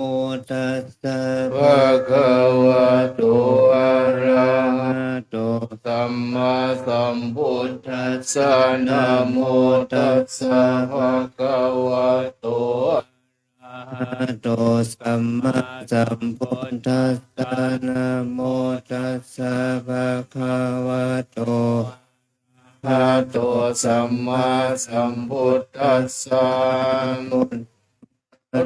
นังคัจฉามิธัมมังสารนังคัจฉามิสังฆังสารนังคัจฉามิทุติยัมปิพุทธังสาร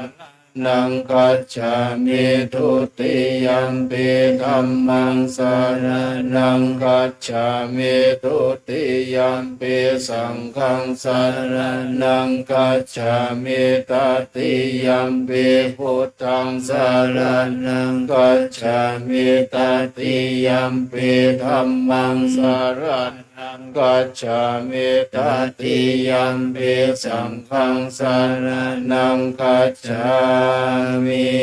สัมพุทเตอันทวิสัญจทวาทัสสัญจสหัสสะเกปัญจสัตตสหัสสะนินามามิสิรัสสะอาหังเตสังธัมมันจาสังฆัญจาอัตถเรนะนามามิหังนามาการานุภาเวนะหันตัวสัพเพอุปัฏฐเวอันเนกาอันตรายาปิวินาสันตุอาเสสัตโตสัมพุทเทปัญจปัญญาสัญจจตุวิสัตติสหัสสะเกทัสสะสัตตสหัสสะนินามามิสาหังเตสังฆัมมันจาสังฆัญจาอัฏฐเรนะนามามิหังนามาการานุภาเวนะหันตัวสัพเพอุปัฏฐเวอเนกาอันตรายาปิเวนัสสันโตอาเสสัตโตสัมพุทเทนะวุตตรัสสะเตอัตถจัตตาลิสัสสะอัสสะเกวิสัตติสัตตสหัสสะนินามามิสิรัสสะอาหังเตสังฆัมมันจาสังฆัญจาอัฏฐเรนะนามามิหังนามาการานุภาเวนะหันตัวสัพเพอุปัฏฐเวอเนกาอันตรายาปิเวนัสสันตุอาเสสัตโตนะโมอะระหะโตสัมมาสัมพุทธัสสะมาเหสิโนนะโมอุตตมังธัมมัสสะสวากาตัสเสวะเตนินะโมมหาสังคัสสะปิเวสุตตสิลาทิติโนนะโมมัตตยารัตตัสสะรัตตนัตตยัสสะสาธุกังนะโมมัคคติตัสสะตัสสะวัตถุตยัสสะปินะโมการะปะภาเวนะวิกัจฉันตุอุปัฏฐวานะโมการานุภาเวนะสุวัตถิหนตุสัมปทานะโมการัสสะเตเชนะวิติมิโหมิเตชวาสันตจิตตติสารณะสารณะเอตาโลกัน นตะเรวะภุมมาภุมมาจัตวะคุณากานาคานาพยาวัตตาสัพพะกาลังเอเตอายันตุเทวาวรากานาคามะเยเมรุราเชวะสันโตสันโตสาเหตุงมุเนวราวาจานังตถมัคคังสามัคคังสัมเปสุจักกวาเลสุยักขาเทวะจะประมุโนยังอัมเหหิกาตังปุญญังสัพพสัมปติสัทธากังสัพเพตังอนุโมทิตวสามัคคาสาสนัมรัตตาปมาตาราหิตาหนโตอารักขาสุวิเศษตุศาสนาสัจจโลกัสสาวุติภาวตุสัพพะทาสาสนัมปิจโลกันจเทวารักขันตุสัพพะทาสัตถิงโหตุสุขิสัพเพปาริวาเรหิอัตตโนอเนกาสุมาณาโหตุสาสัพเพหิยาติภิราชโตวาโจรโตวามนุสสโตวามันสัตโตวาอักขิโตวาอุตตจโตวาปิสัจจโตวากานุกัตโตวากันดากะโตวานักขตโตวาอาสันธรรมโตวาอาสันติติโตวาสัพพุริสโตวาจันดาติอาสามิกโกนาคุกุราหิเวชิกามานิสัพพติปิอัตตารัจสุขรมาหิสายการะกสัตตินินานาภยโตวานานาโลกโตวานานาอุปัตตวะโตวาอารักขังกันนันตุปานิธานาโตปันทายาจัตตากัตตัสสะตัสสะปารามิโยตัสสะอุปปารามิโยตัสสะปารามันทปารามิโยปัญจมหาปริจจเกติโสจาริยาปัจฉิมเวกภาวะกันติชาติงอภินิกามานังปาทานาจาริยังโพธิปัลลังเกมาลาวิชายังสัพพัญญุตายานาปฏิเวทังนาวาโลกุตตะละธรรมเมติสัพเพปิเมพุทธคุณเนอาวจิตวเวสาลิยันติสุปกาลันตะเลสุปยามารติปาริตังกาลุนโตอายัสสมานันตเตโลวิญญการุญญาจิตอุปัฏฐเปตวโกติสัตตสาเสสุจักขวาเลสุเทวตายัสสนัมปฏิคันนันติยัญจเวสาลิยัมปุเลโลกามนุสตุปิกสัมพุตันติวิตัมปยังคิปมันตลัตถะเปสิปาลิปันตัมมานามาเหวัมเมสุตังเอกังสัมมายังปะกวาสาวัตติยังวิหารติเจตวันเนอนาถปินดิกัสสะอารามิอัตตะโกอัญญตละเทวตาปิกันตายารติยาปิกันตวันนาเกวลกัปปังเจตวันนังโอภาสิตวเยนะภะคะวะเตนุปสังกามิอุปสังกามิตัวภะคะวันตังภะวะเอตัวเอตมันตังอัตตาสิเอกมันตังทิตาโคสาเทวตาภะคะวันตังคาถายาอัจฉปาสิพาหูเทวามนุสาจามังคลานิอากินอากังขมานาโสตานังปรุหิมังคลามุตตะมังอาเสวนาจะปารานังปันดิตานันจะปูชาจะปูชนียานังเอตัมมังคลามุตตะมังปฏิรูปเดสวาจะปุเพจักตะ ปุญญาตา ตัสสัมมาปณิติจาเอตัมมังคลามุตตะมังวาอุสัจจัญญาสิปัญจวินัยโยจัสสุสิกิโตสุปัสสิตาจยาวาจาเอตัมมังคลามุตตะมังมัตตปิตุอุปัฏฐานังพุทธตารัสสะสังฆาโหอนักกุลาจักกัมมันตาเอตัมมังคลามุตตะมังมัตตปิตุอุปัฏฐานังยะสังฆ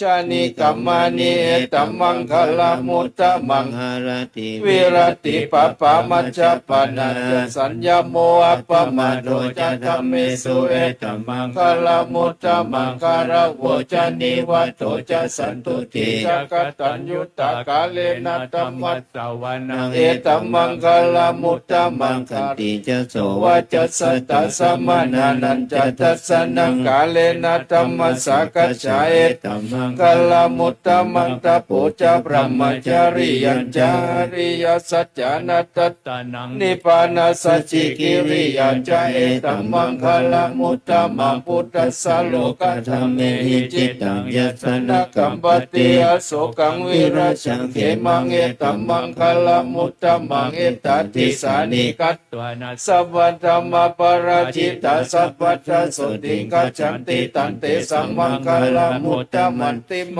หามังคลสุตตั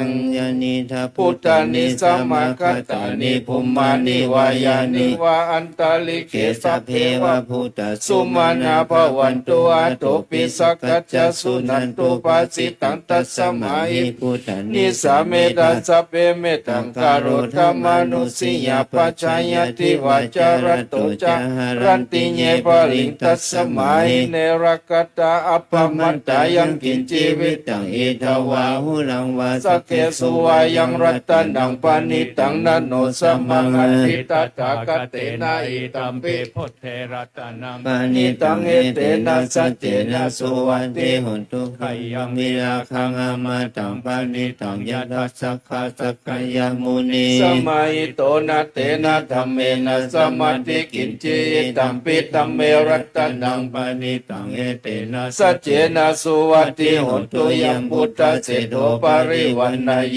สุจิงสมาธิมานันตะกัญญมาวุสมาธินาเตนะสมุนวิชติตัมปิตัมเมรัตนัง ปานิตัง เอเตนะสัจเจนะสุวัติหุนตุเยปุคลาตัสสะธัมมัสสะจัตตาริเอธานิยุคานิหุนติเตนะคินายาสุขตัสสะสาวกายเตสุตินานิมาภลานิอิตัมปิสังเขรัตนังบานิตังเอเตนะสัจเจนะสุวัติหุนตุเยสุปยุตตามานัสสะตันเนนานิกามิโนโคตมัสสะสนามิเตปฏิปัตตามัตตัง วิขยา ลัตตามุทานิพุทธิบุญจามานาอิตัมปิสังเกรัตนังบานิตังเอต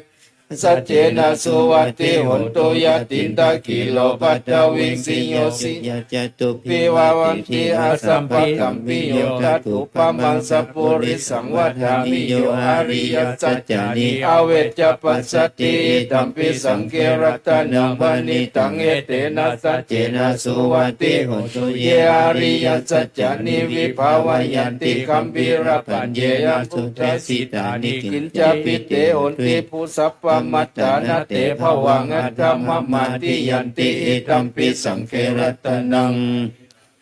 นะสั สั จ จ เจ เจ นะ นะ สุ สุ วั วั ต ต ติ ติ หุ หุ น น ตุ ตุ ส ส ห ห วั วั ส ส สั สั ท ท ธั ธั ส ส สะ สะ สั สั ม ม ป ป ทา ทาย ะ ตยัสุธรรมชยิตาปยันติสกายติทิวิธิกิจฉิตัญจสิลปัตตังวะปิยัตติกิจจิจ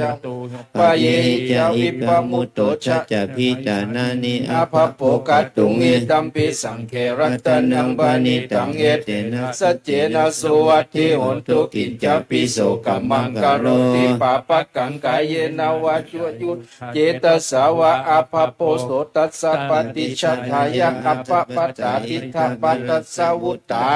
นิสังเขรัตนังบานิตังเอเตนะสัจเจนะสุวัตถิหุนตุวันนปะกุมเบยถาพุชิตาเคคิมานามาเสปัทมัสสมิคิเมตถุปมังธรรมวรังอเตสยินิปานาคามิงปรมังอิตายาอิตัมปิปุตเตรัตนังวานิตังเอเตนะสัจเจนะสุวัตติหุนตุวโรวรัญญูวรโทวราโรอนุตตโรธรรมวรังอเตสยินิตัมปิปุตเตรัตนังวานิตังเอเตนะสัจเจนะสุวัตติหุนตุกินังปุรานังนวังนาทิสัมภวังวิรัตจิตายติเกปวัสสมิงเตหินาปิชาวิรุณีจันตานิปันติ อิรายะถายัมปะทิโปเอตัมปิสังเทรัตนัง ปา นิตัง เอเตนะสัจเจนะสุวัตติหุนตุยานิตาพุทธานิสัมมาคัตตานิ ภุมมานิวายา นิวานตาลิเก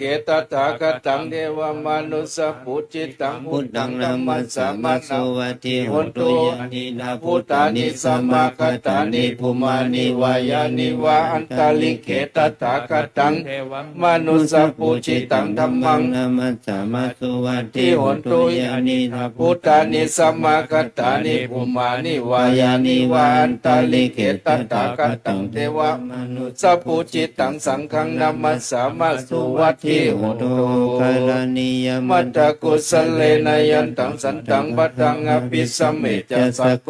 จุ จตุ อุจุจัสสวะโจจัสสะมุทุอานาทิมานิสัตตุสักโกจัสสุ พันโล จาปกิจโจจะสัลลาหุกาวุติสันตินทาริโยจะนิปะโกจะอัปปะกะโปกุเลสุวรรณานุกิโตนะจักขุตังสมาจาเรกินจิ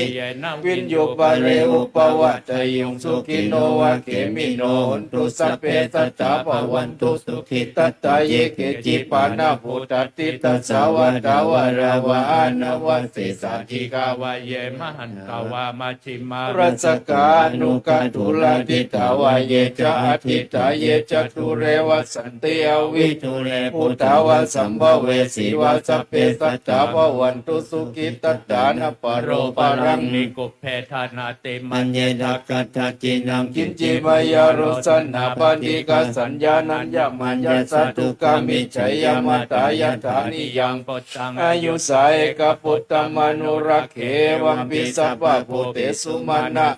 วะเยอปาริมาณังเมตตัญจะสัพพะโลกัสสมิงมานะสัมภาวะเยอปาริมาณังอุตตังอ อา โต โทจัเต ริยัญจาสัมปะทังอเวรังอัสสะปัตถัง ทิทันเต จรัง นิสินโนวัสยาโนวายวัตสาวิกตามิโตเอตังสัตติงอทิตยประมะ เมตัง วิหารังอิตมาวุติติจานุปกรรมศีลวัตสเนนะสัมปันโนกาเมสุ เวนายะ เกตังนาหิจตุกัปปะสยัง ปุ ปุ นา นา เร เร ติ ติ ติ ติ กา การ รัน ณิ นิ ย ย เม เม ต ต ตา ตา สุ สุ ต ต ตา ตา วิรูปะเข อิเมเมตังเมตังเอราปเตอิเมชัพพยาปุตเตอิเมเมตังเมตังกันนาโกตมะเกหิจาปาตะเกอิเม ตังเมตัง ติปาตะเกอิเมจตุปเตอิเมเมตังบาหุปเตอิเมมะมังปาตะโกอิงสิมะมังอิงสิ ปาทัก โกมะมังจตุปะโตอิงสิมะมังอิงสิบาหุปะโตสัพเพสัตตาสัพเพปานาสัพเพพุทธาจักเกวะลาสัพเพปัต ปัสสันตุมากินจิปะปะมาคมาอัปปมโนพุทโธอัปปมโนธัมโมอัปปมโนสังโฆปมาณวันตานิสิริง ไอวิจิกาสัตตปฏิอุณนานาปิสาระภูมุสิกาคัตตาเมระกาคัตตาเม ปริตา ปฏิกามันตุพุทธานิโสหังนะโมปะคะวะโตนะโมสัตตันนังสัมมาสัมพุทธันติ ตายัญจักกุมาเอกา ราชาริสวรรณโนปันดาวิปปะโสตังตังนามัสสามิอาริสวรรณังปันดาวิปปะตยัจจกุตาวิหาเรมุรติ ธรรมนา เว เว ตากุสปะธรรมเมเตเมตัมโมเตจามังปารยันตุนามัตตุพุทธานังนามัตตุโพธิญาณโมวิมุตตานังนะโมวิมุตติญาอิมังโสปาริตังกัตวะโมโลจาลติเอสนาเปตยัญจักกุมาเอกราชาริสวรรณโนปัตตวิปปะโสตังตังนามัสสามิอาริสวรรณังปัตตวิปปะสังตยัญจักกุตาวิหาเรมุรติเยพระมนาเวตกุสัพพะธรรมเมเตเมนะโมเตจามังปาลยันตุนามัตตุพุทธานังนามัตตุโพธิญาณโมวิมุตตานังนะโมวิมุตติญาอิมังโสปาริตังกัตวะโมโลวะสัมมัคคัปปะยี ทิโนเกศิรา คุณโนสัจจังโสจยานุตยะเตนะสัจเจนะกามิสัจจกิริยามนุตรังอวัจจิตัวธรรมะพลังสะเลตัวปุปปะเกจิเนสัจจพลัมมาวัสสยสัจจ กิริยามกาจหังสันติปะกาปัตตนาสันติปัฏฐาวัจนามัตตาปิตาจนิขันตาชตาปฏิกรรมสหัสเจกเตไมหังมหาปัจฉลิโตสิกิเวเชติโตลัสสะการิสานิอุทธกังปัตตัวยตาสิกิสัจเจนะเมสโมนัตติเอสาเมสัจจปารมิติ อิติปิโสภะคะวา อะระหังสัมมาสัมพุทโธวิชาจารณะสัมปันโนสุขโตโลกวิทูอนุตตโรปุริสัตตมสารติสัตตเทวมนุสสานังพุทโธภควาติสวากขาโตภควตาธัมโมสันติติโกอากาลิโกเอหิปัสสิโกปันนายิโกปัจจตัง เมธิตา ตัพ โพ พ วิ วิ ญ ญ โย โย หิ หิ ติ ติ สุ สุ ป ป ฏิ ฏิปันโนภะคะวะโตสาวกสังโฆจุปฏิปันโนวัตโตสาวกสังโฆยายาปฏิปันโนภะคะวะโตสาวกสังโฆสามิจิปฏิปันโนภะคะวะโตสาวกสังโฆยติตังจัตตาริปุริสายุคานิอัตตาปุริสปุคลายสัพพะคะวะโต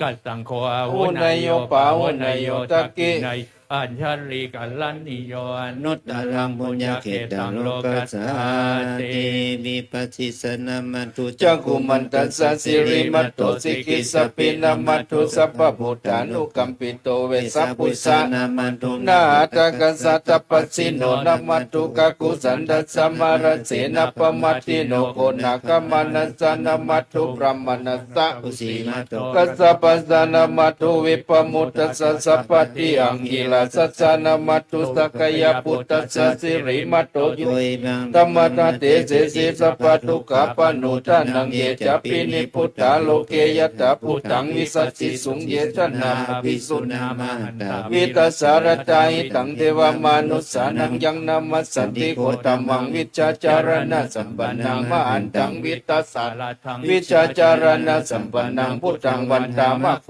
ตมันติ โตธรรมคินี อริยยชาติยชาโตนาปิจานามิสัจจิจาปานังชีวิโต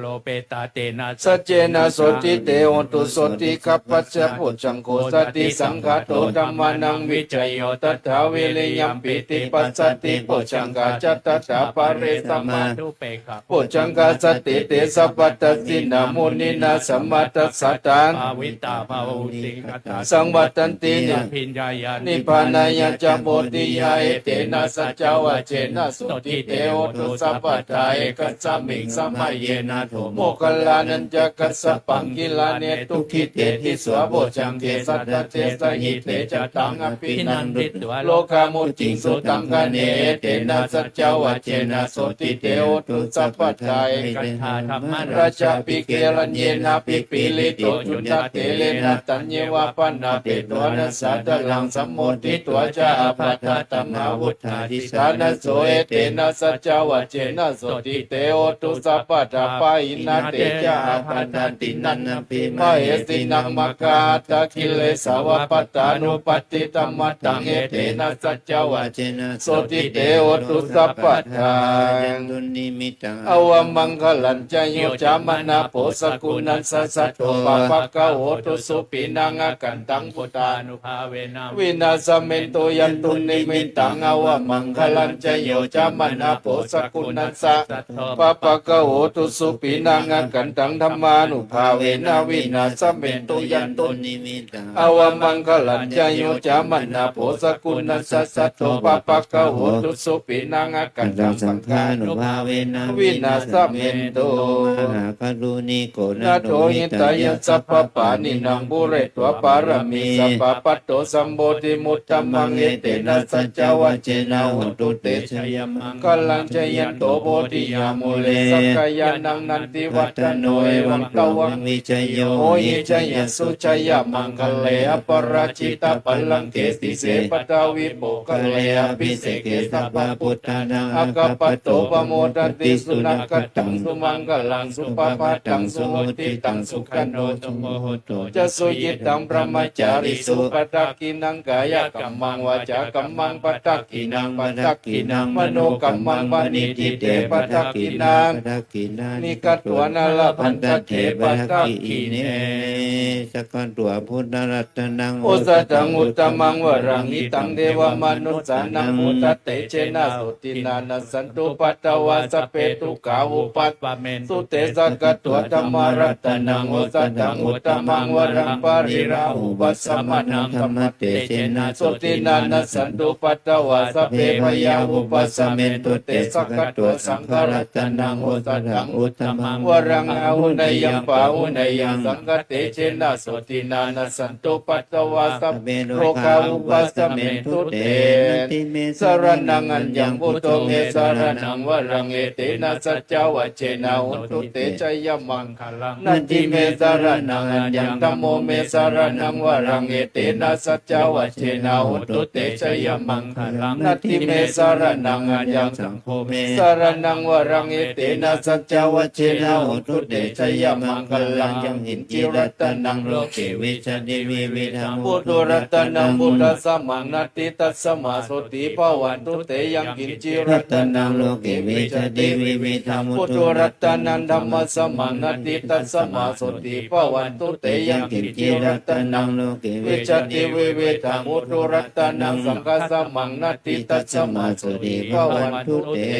หิริโอตตมัสสัมปันนาสุ กัตมาสมาหิตาสันโตสัพพุริสาโลเกเทวะธรรมาติอุจจเลสันติปะขาปัตตนาสันติปทาวันจนามัตตาปิตาจานิขันตาชะตะเวทาปฏิกรรมสังฆเจกเตมยหังมหาปัทาลิโตสิขีวัจเจสิโสลัสสักริสานิอุทธกังปัตตวยถาสิขีสัจเจนะเมตโมนาทิสเมตัจจปาลมิติ จยาสนากตาพุทธเช เจ ตั ตัว ว มา มา ลั ลั ง ง ส ส วาว า นั นั ง ง จ จ ตุ ตุ สั สั จ จ จั จั ง ง มั มั ต ต ตา ตา รั ร สั สั ง ง เย เย ปิ ปิ วิ วิ สุ สุ นา นา รั รั ส ส ภา ภา ต ต นั นั ง ง ก ก รา รา ตา ตา โย โย บุ บุ ต ต รา าตวิสตินา นายกา สพเพปฏิทิตาไมหังมัตตะเกเตมุนิ ปิ สา ส รา รา สิ สิ เส เส ป ป ฏิ ฏิ ทิ ทิ โต โต ไม ไม หั หั ง ง พุ พุ ท ท โธ โธ ธ ธ ร ร ร ร ม ม โม โมทาวิโร จ จา เน นุ สั สั ง ง โฆ โฆ ป สัม ฏิ ฤท ทิ ธิ โต โต ไม ไม หั หั ง ง อุเรสปะ คุณากโรธาเยเมอนุรุตโธสารีบุตโตเจทักขิเนโกนทัญโยปิติภาคัสสมิงโมคคลาโนจวามาเกทักขิเน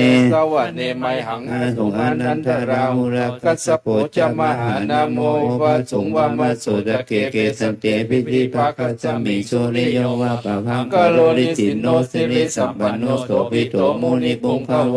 มาลากัสสโปเตโลมาเหสีจิตตวัตโกโสไมหังวันตเนนิจังปฏิตาสิคุณากโรปุโนอังคุลิมาโลจาอุปาลีนันทสิวลีเลปมาเดลานาลเตติลกามมาสิสาสิติมหาเถระจิติอิโนลสัต จินันตะจิน อิเตสิติมาเตลาจิตาวันโตจิโนลัสสะจลันตาสิลาเตเจนะอักขมังเกสุตันนิรัตนังปุระโตอาสิตักขิเนเมตตาสุตกังทัจกังปัจจโตอาสิบะเมอังคุลิมาลกังคันธมูลปาริตัญจาอาตนาติยาสุตกังอาคัสเสจัสนังอาสิเสสาปะรัตันติตาจินนานาวารสังยุตตาสัตตปะกาลลังกตาวัตตาปิตาทิสัจจตา ป ปา หิ หิ รา รา ช ช า ตุ ตุ ปั ปั ฏ ทวา อาเสสาวินายังยันตุอนันตคุณเตชะสาวตกเจนะสัมมาสัมพุทธปัญจเลชินะปัญจลามาจัมหิวิหารันตังมหิตาเลสตาปะเลน ดุมังสเพ เตมหาปุริสาสภาเจวะเมกโตระโกสุระโกพุทธานุภาเวนะชิตุปัทโวธรรมานุภาเวนะชิตาลิสั สั ง งโฆสังฆานุภาเวนะชิตันตรายโยโนธรรมะ นุภาวะ ปา ปา ริ ลิ ตุ ตุ ตินายปัญจนาปนาดาสักขาฐานิทิตาทิอุณสาวิจโยธรรมโมโลเกอนุตตโลสัพพสัตตาอิทัตตายะตังตวังกันไหนเทวเต ปริวัจเจลจั จั ต ตันเด อมนุเสหิภาวะเก พยาเคน นาเควิเศพุเตอกัลลมารเนนะจะสัพพสมามารณามุตโตทะเปตวะ กาลามา นิ นิ ตันตเสวานุภาเวนะอุตุเทโวสุขิสัตตาสุตตสิลังส มาทายะ ธั ธั ม ม มั มั ง ง สุจาริตัง จเลตเสวานุภาเวนะหุนตุเทโวสุขีสัตตาลิกิตังจิตติตังบุตังดารานังวจนังคนุปริสังเดสนังสุตตัสสายุปวัตติ ดิวนัสสาวิจโย ธโมโลเกอนุตตรุสัพพสัจจายทัตายะตังตังกันนายเตวะเตปริวัชเชจัตันเตอมนุสเสหิปวะเกปยะเกนะเขวิเสภูเตอกาลมรณเนนะจัสสะปัสสมามรณามุตโตทเปตวการมริตันตเสวานุภาเวนะหุนตุเตโว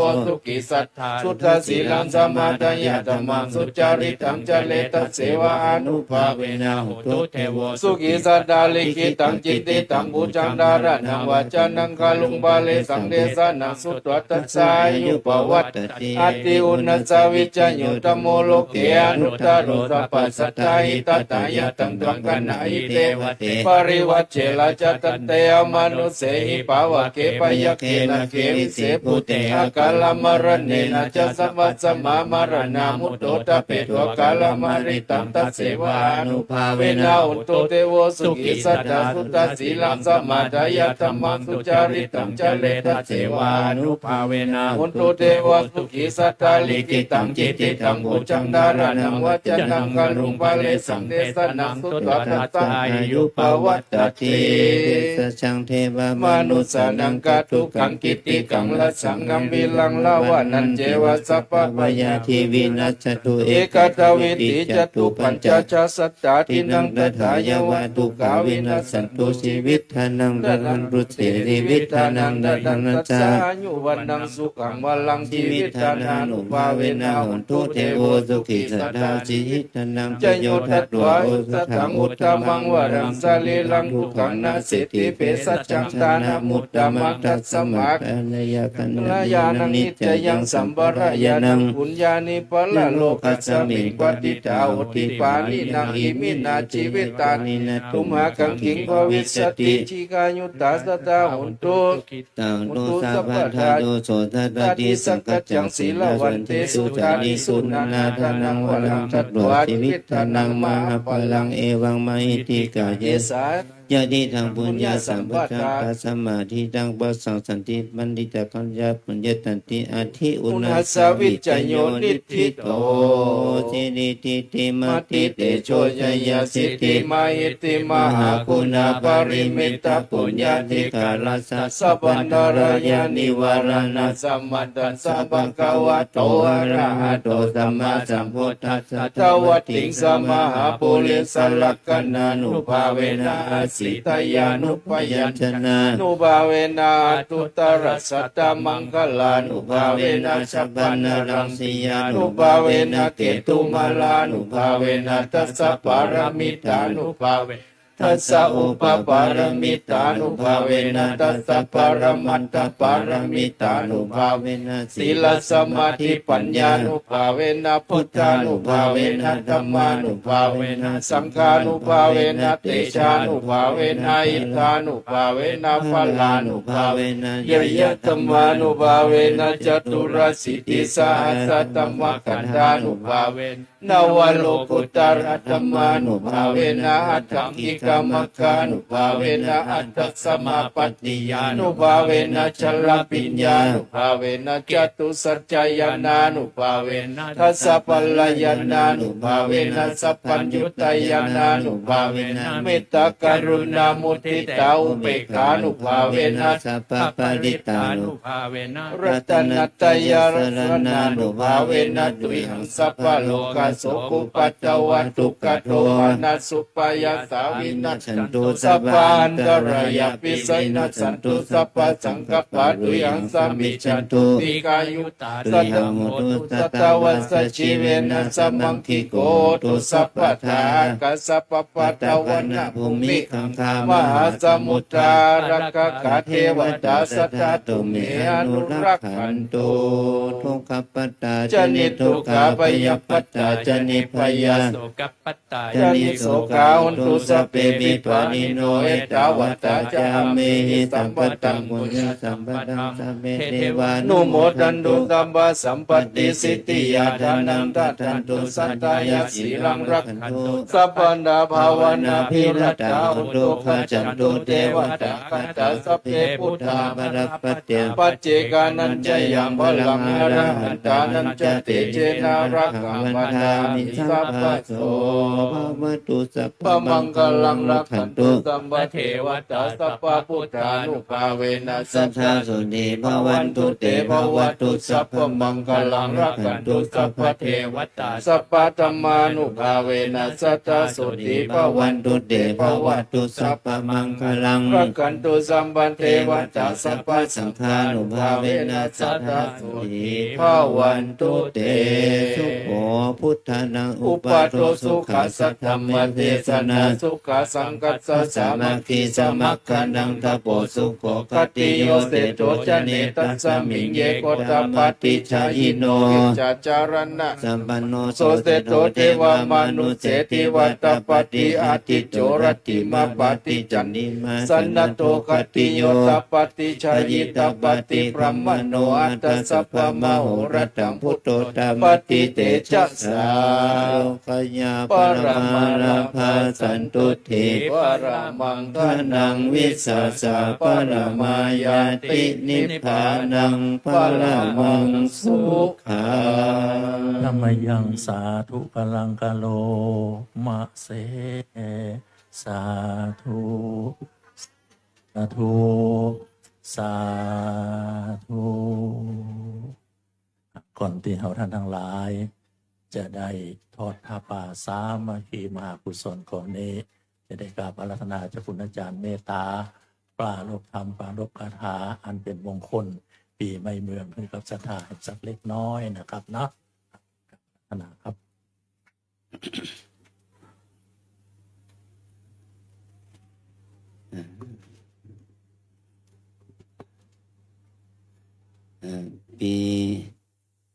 ปีนี้เรา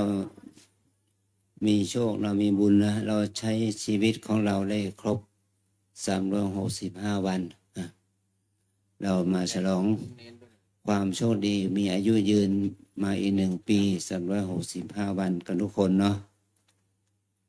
บางท่านก็ละสังขารตายไปแล้วแต่เพราะเราทุกคนทุกลูกทุกคนทั้งพระภิกษุสามเณรมิชุณีแม่ชีโยคีอุบาสกอุบาสิกาที่เรายังได้ทำกิจนี้อยู่ก็เพราะว่าเราเป็นคนมีบุญท่านพระครูปลัดนุพันธ์ท่านได้แสดงทำอานิสงส์ปีใหม่ว่ามีนิทานธรรมะว่าคนไม่มีลูกเป็นคนที่ไม่มีบุญไม่มีโชคแต่ถ้าคนเรามีลูกถือว่าเป็นคนมีโชคมีบุญในพระพุทธเจ้าได้ตรัสว่าลูกไม่ใช่ว่าเป็นคนมีลูกก็ไม่ใช่เป็นคนมีโชคดีเสมอถ้าลูกนั้นเป็นคนอกตัญญูนะก็เป็นคนไม่มีบุญไม่มีโชคลูกที่เชื่อฟังบิดามารดาถือว่าเป็นลูกที่ดีวันนี้ช่วงนี้เราก็มีลูกเนรมาบวชที่วัดเราเนี่ย49 รูปเนี่ยก็เป็นลูกที่เนรที่ดีของพ่อของแม่ศิราเจนีมาบวชที่ถือศีล 8ก็ถือว่าเป็นลูกที่มีความกตัญญูกตเวทีต่อพ่อแม่ก็มีความเป็นสุขมีความดีใจที่ลูกหลานของเราได้บวชนี่เป็นความดีที่ลูกหลานเราได้มาเข้าอยู่ในร่มภาคสาวพัฒน์ในพระพุทธศาสนาเนาะเราถือว่ากิจกรรมเหล่านี้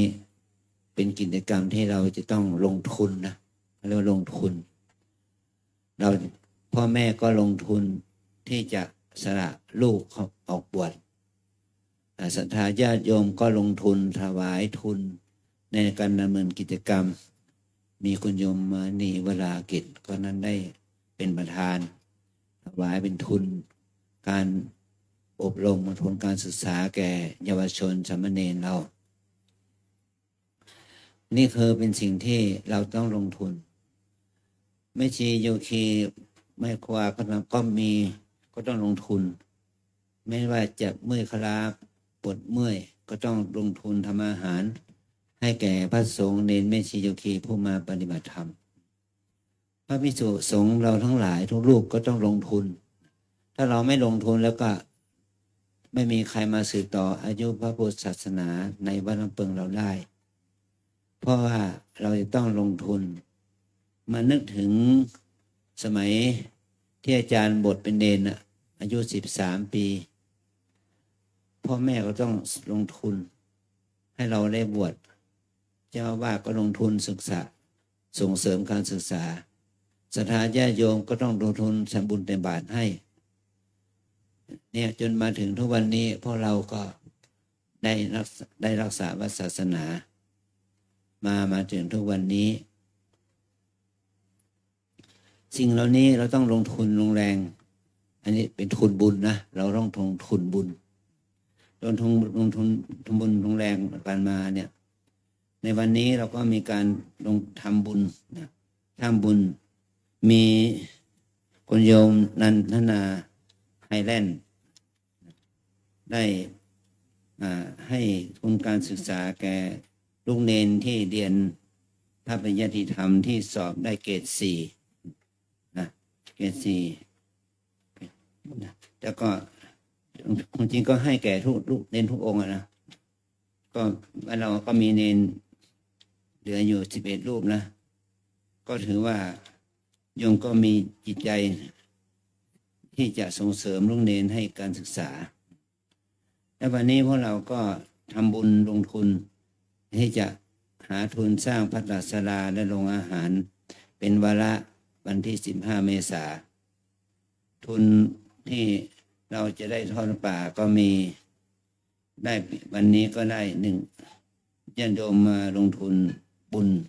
สร้างบารมีนี่ก็มีจำนวน 253,870 บาทนะ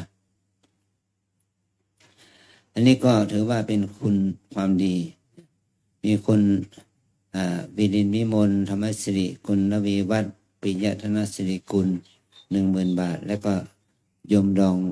ชาวเวียดนามนะอีก 10,000 บาทคุณแวงเจริญพรอีก5,000 บาทคุณพิญญาลามันสกุล 5,000 บาทคุณพระณีพวกอิ่มอีก 5,000 บาทคุณแพรคุณชโยคุณพัชรแก้วกิจยารกุล 5,000 บาทคุณพันทิพย์วัชระโพวนนท์ 5,000 บาทคุณเพริญญาพิมพ์ประภากุล 5,000 บาทครอบครัวสิริเขตบุญ 5,000 บาทและแพทย์หญิงสุนิดาเทศเกต 5,000 บาทและศรัทธาญาติโยมทั่วไปที่ทำบุญทุก 143,870 บาทและอาจารย์อาตมาภาพได้ทำบุญอีก 50,000 บาทนะขออนุโมทนาบุญกับเจ้าภาพที่มาทอดพระป่าในวันนี้นะ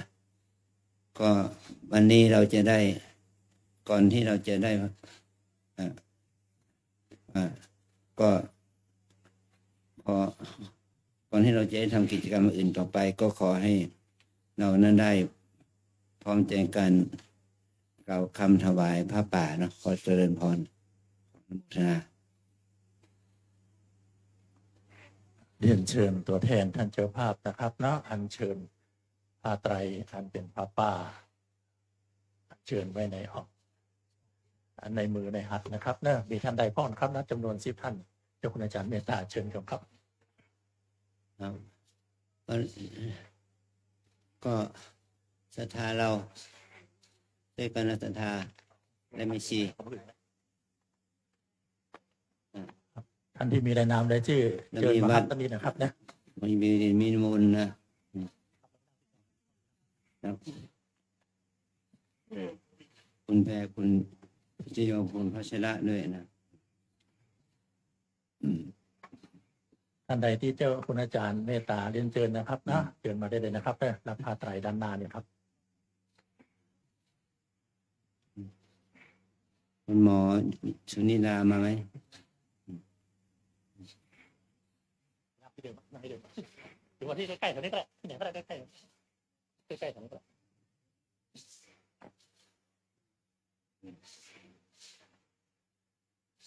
มีท่านใดอีกครับเหลืออยู่6 ชุดนะครับนะเหลืออยู่6 ชุดครับ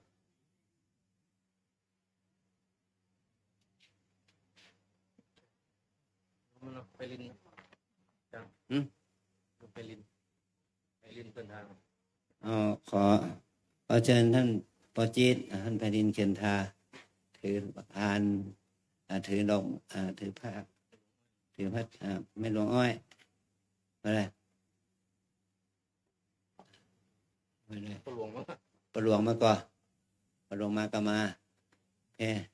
ที่ไม่ข้าไม่ชีเราล่ะถือไปขอไม่ชี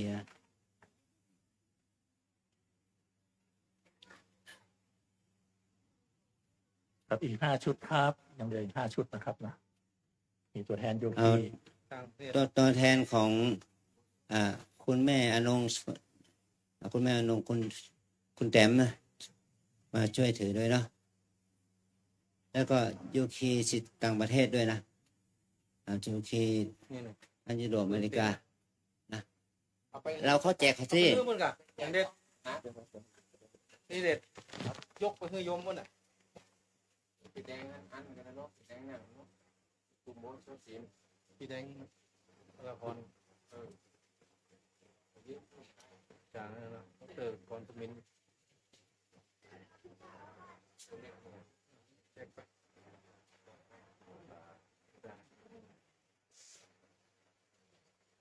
ขอเป็นตัวแทนเจ้าภาพนะ เป็นตัวแทนเจ้าภาพ พร้อมแล้วก็กล่าวคำถวายเลยงาน พร้อมแล้วนะครับเนาะพร้อมแล้วเชิญศรัทธาสาธุชนทุกท่านปนมมือขึ้นนะครับ ตั้งนะโม3จบพร้อมกันณบัดนี้ครับนะโมตัสสะภะคะวะโตอะระหะโตสัมมาสัมพุทธัสสะนะโมตัสสะภะคะวะโตอะระหะโตสัมมาสัมพุทธัสสะนะโมตัสสะภะคะวะโตอะระหะโตสัมมาสัมพุทธัสสะเชิญกล่าวตามผมนะครับอิมานิมะยังพันเต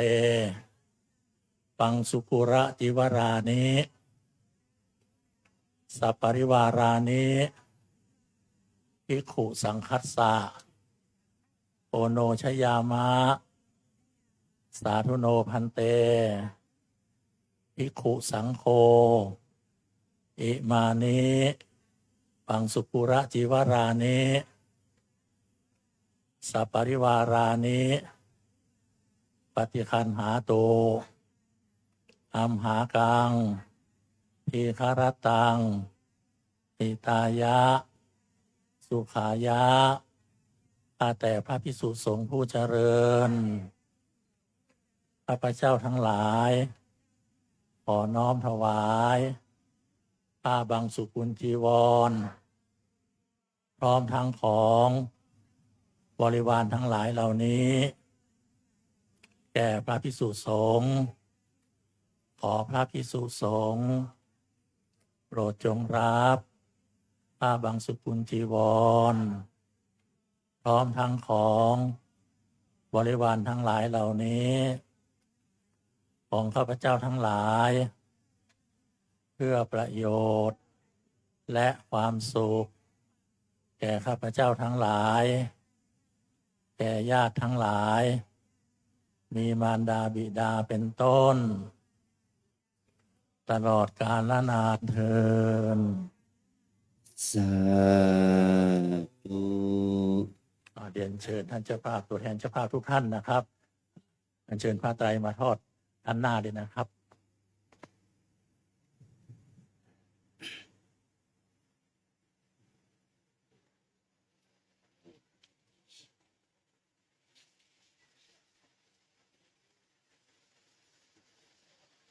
นิมนต์ครูบาไปรับตัวนิมนต์ตัวผู้แทนมาส่งพระครูบาลานุพันธ์เพื่อขึ้นรับพระป่า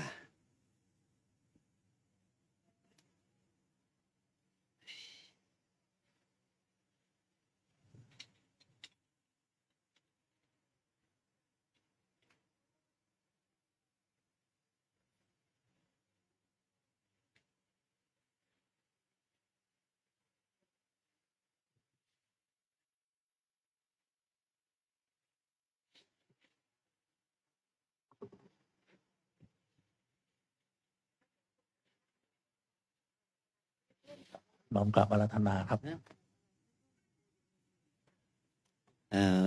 โชคดีนะได้บุญท่านพระลินเคนธาท่านเปิดจิตเป็นได้จะร่วมทำบุญพระไป10,000 บาทนะขออนุโมทนานะสาธุก็เป็นเพิ่มเป็น263,870 บาทนะเป็นทุนของสมเพื่อจะสร้างอัตตสราอาคารปฏิบัติธรรมเนาะขออนุโมทนาบุญนะพอเราปนมมือมาอนุโมทนาพระป่าด้วยกันเนาะ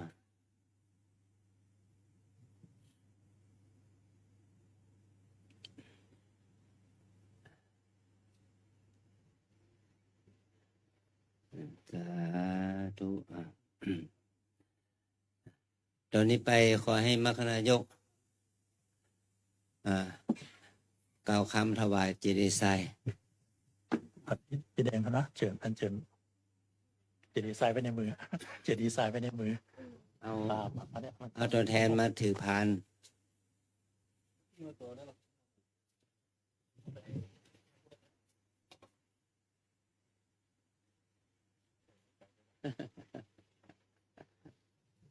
ไม่แรงนะเอาพาน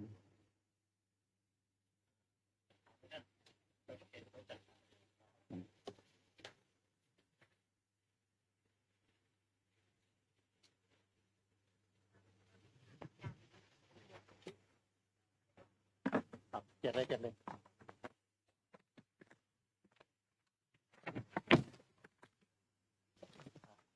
เชิญศรัทธาสาธุชนตั้งนะโมแห่งรอบเลยนะครับเนาะพร้อมกันเลยนะครับ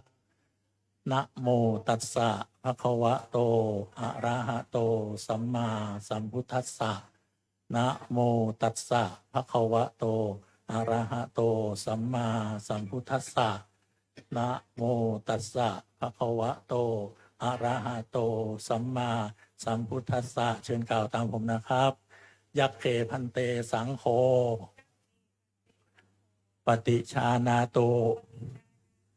มะยังเอตังวารุการาสิงสปะริวารังเจติยังกัตตวาพุทธัสสะปูชนัฏฐายะสังคัสสะนิยาเทมะสาธุโนพันเตอะยังพุทธัสสะปูชนัฏฐายะวาลุกาเจติยัสสะทานัสสะอานิสังโสอัมหากันเจวะมาตาปิตุอาทีนันจะปิยชนานังทีครตังหิตายะสุขายะสังวัตตุข้าแต่พระภิกษุสงฆ์ผู้เจริญขอพระสงฆ์จงรับทราบข้าพเจ้าทั้งหลายขอกองทรายนี้พร้อมกับของบริวารเป็นเจดีย์แล้วขอมอบถวายแก่พระสงฆ์เพื่อเป็นพุทธบูชาขออานิสงส์ แห่งการถวาย พระเจดีย์ทราย เพื่อเป็นไปพุทธบูชานี้ ของข้าพเจ้าทั้งหลาย จงเป็นไปเพื่อประโยชน์ เพื่อความสุขแก่ข้าพเจ้าทั้งหลายแก่ปิยชนทั้งหลาย มีมารดาบิดาเป็นต้น ตลอดกาลนานเทิน สาธุ เป็นตัวแทนนะครับนะน้อมถวายเจดีย์ทราย โดยมนต์ได้สายสิญจน์นะครับ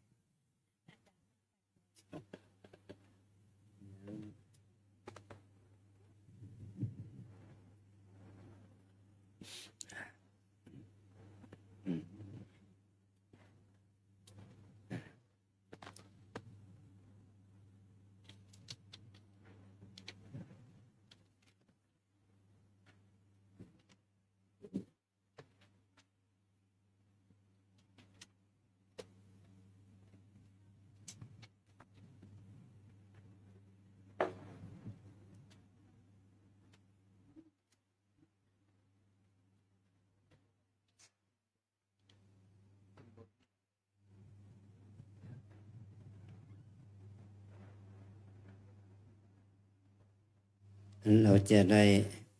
มอบทุนการศึกษาให้สามเณรประจำนะ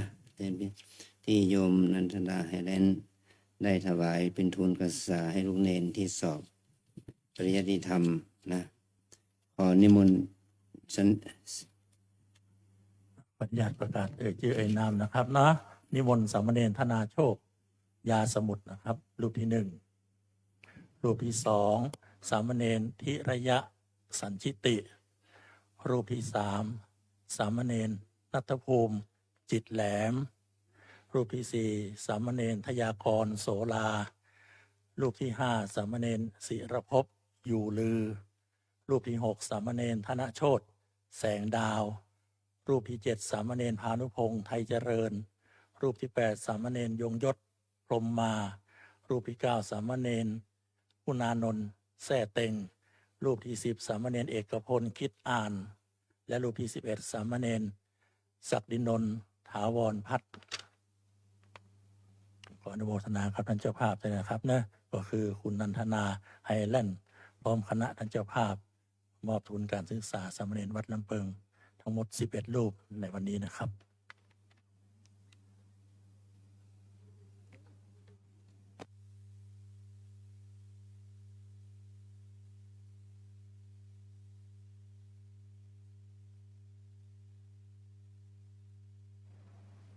จากนี้ไปเตรียมกรวดน้ำรับพรจากพระสงฆ์หมู่ใหญ่นะครับ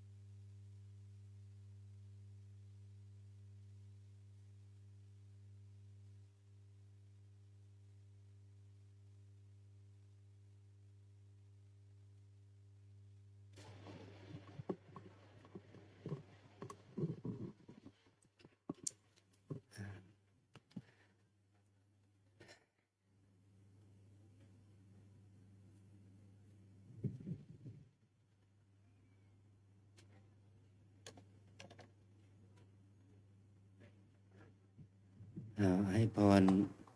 พระป่าก่อนเนาะ ยะถาวาริวหาปุราปาริปุเรนติสาคารัง เอวเม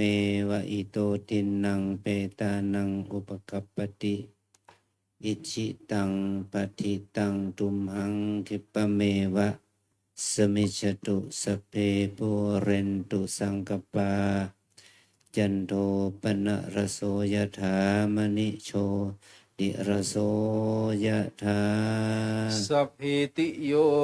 วิวันจันตุสัพพะโรโควินาศสัตตุมันภวันตวันตรายโยสุขิกายุโกภวะอภิวาทนาสิทธิสนิจจังวุฒาปัจจายโนจันตารโรมาวันทันติอายุวันโน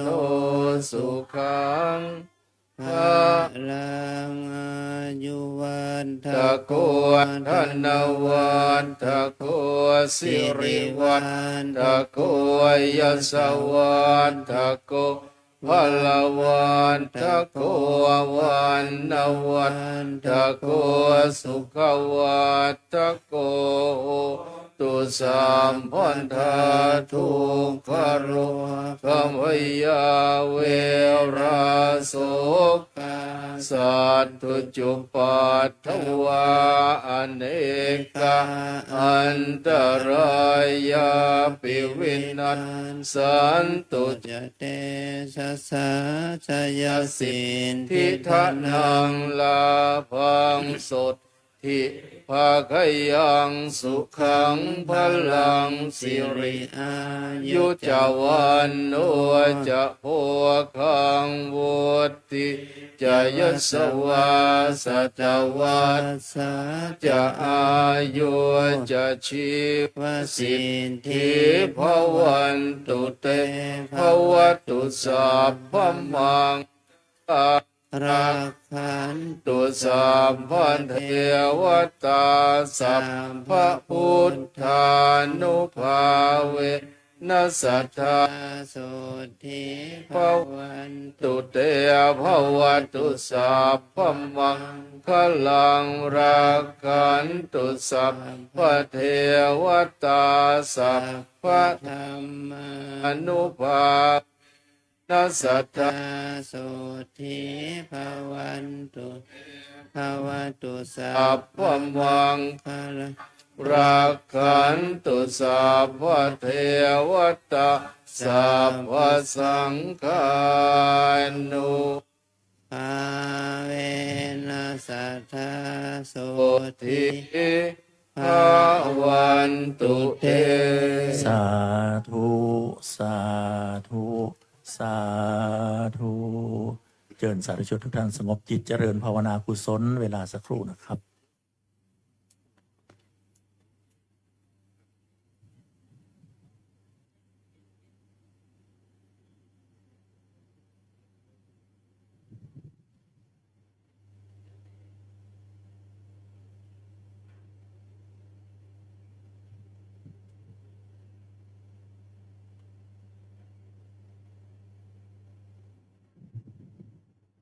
สมควรแก่เวลาแผ่เมตตาพร้อมกันอีตังตานาคามังเนภะนาปัจจายโยโหตุโนนิจจังอีตังศีลากัมมังนิพะปัจจายโยโหตุโนนิจจังอีตังภาวนากัมมังนิพพานปัจจายโยโหตุโนนิจจังยังกินเจกุสาลังกัตตพังกัมสัพเพหิอัมเหหิกาตังปุญญังโนอาโนโมทันโตโสนันโตพนโตเยเทว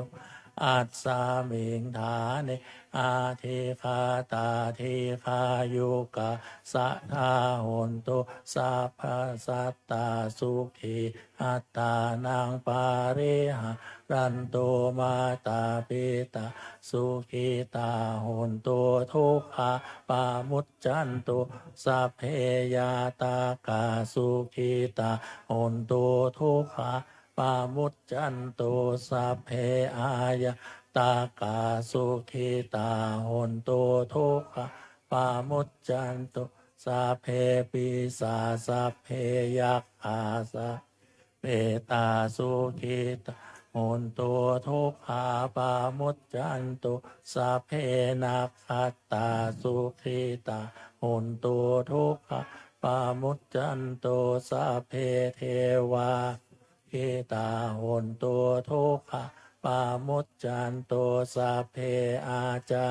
ริโยปัชฌายาสุขิตาโหนทุกขาปามุจจันสัพพะสัมปะปิโยชามิชันตุโววันตา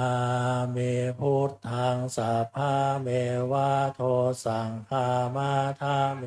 อันเตวันทามิธัมมังสัพพะเมวะโท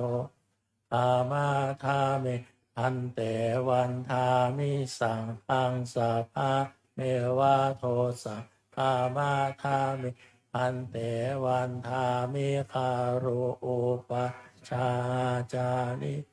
สัพพะเมวะโทสังฆามาธามิ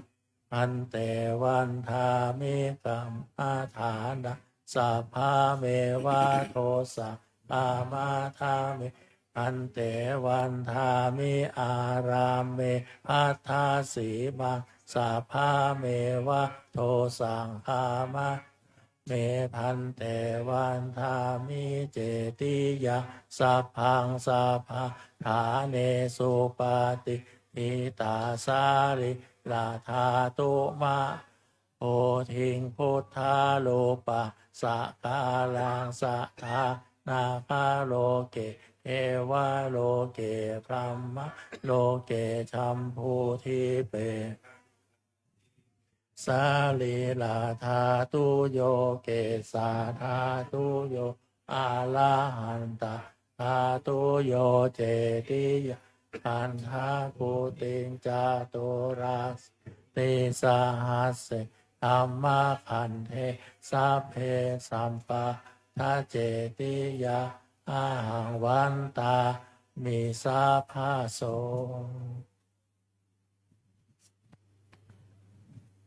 ทำพิธีขอขมาแบบขอขมาพระรัตนตรัยแล้วก่อยวันทาทีหลัง เขามาพระราชไตรก่อนครับนะ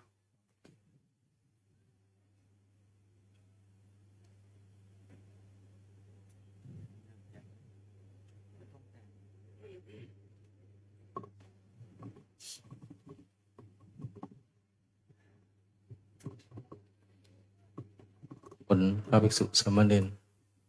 ศรัทธาญาติโยมนะเราจะขอขมาพระรัตนตรัยก่อนแล้วจะขอขมาพระวะพระอาจารย์แล้วก็คณะสงฆ์ตามลำดับเนาะ พอเราทั้งหลายได้น้อมจิตขอเข้ามาพวงแก้วทั้ง3ประการที่เราได้เดินยืนขึ้นตีตามยามตีสูงทำให้เรามีกายกรรมวจีกรรมมโนกรรมแล้วมันเมื่อมาครบปีเขาก็ขอเข้ามาเป็นทางการเนี่ยในช่วงของปีใหม่เข้าพรรษาออกพรรษาในคราวนี้เราจะได้ขอเข้ามาลาโทษพระปัญจรัตนพันธ์เพียวแก้วตั้ง5ประการมีของเราได้ตั้งใจขอเข้ามาลาโทษเลขไว้กายกรรมวจีกรรมมโนกรรมที่เราได้ล่วงประมาททั้งล่วงเกิน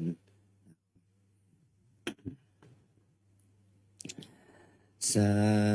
ธุสาธุสาธุนะโมตัสสะภะคะวะโตอะระหะโตสัมมาสัมพุทธัสสะนะโมตัสสะภะคะวะโตอะระหะโตสัมมาสัมพุทธัสสะนะโมตัสสะภะคะวะโตอะระหะโตสัมมาสัมพุทธัสสะนะมามิพุทธังคุณาสาการันตังนะมามิธัมมังมุนิราชาเทสิตังนะมามิสังฆังมุนิราชาสาวกังนะมามิกัมมัฏฐานังนิพพานาธิกมูปยังนะมามิกัมมัฏฐานาตายกาจาริยะนิพพานมะคุเทสกังสัพพังโตสังฆมันตุโนสาธุสาธุสาธุ ในโอกาสบัดนนี้คณะปัสมณศรัทธาและมูลศรัทธาพระภิกษุสามเณรภิกษุณีเมชีวาโสวาสิกาศรัทธาน้อยใหญ่นุ่นที่เนื้อแต่ก็ได้นบน้อมมายังปันปะดอกไม้ธูปเทียนน้ำอบน้ำหอมมาแบ่งมาขอขมาต่อพระปัญจรัตนะพันแก้วเจ้าทั้ง5 ประการได้โดยปรมาภิภาคบนตนหัวที่เขากราบขมาคารวะต่อองค์พระสดีสัพพัญโญพระพุทธเจ้าโดยพระตลอดถึงองค์สัญลักษณ์ของพระพุทธปฏิมาพระพุทธบาทพระธรรม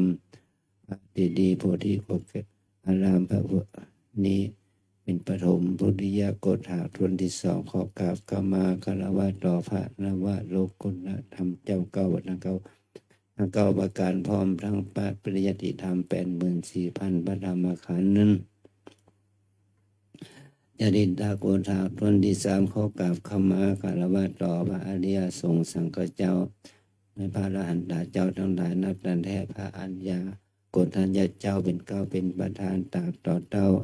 สมุติสงฆ์สังฆเจ้าปัจจุบันนี้ทุรูปทุกนามเจ้าทุกทางทวนที่4ขอกราบขมาคารวะต่อพระสมถกรรมฐานและพระวิปัสสนากรรมฐานอันเป็นมรรคญาณให้เข้าถึงมรรคผลถึงพระนิพพานเพื่อเข้าสู่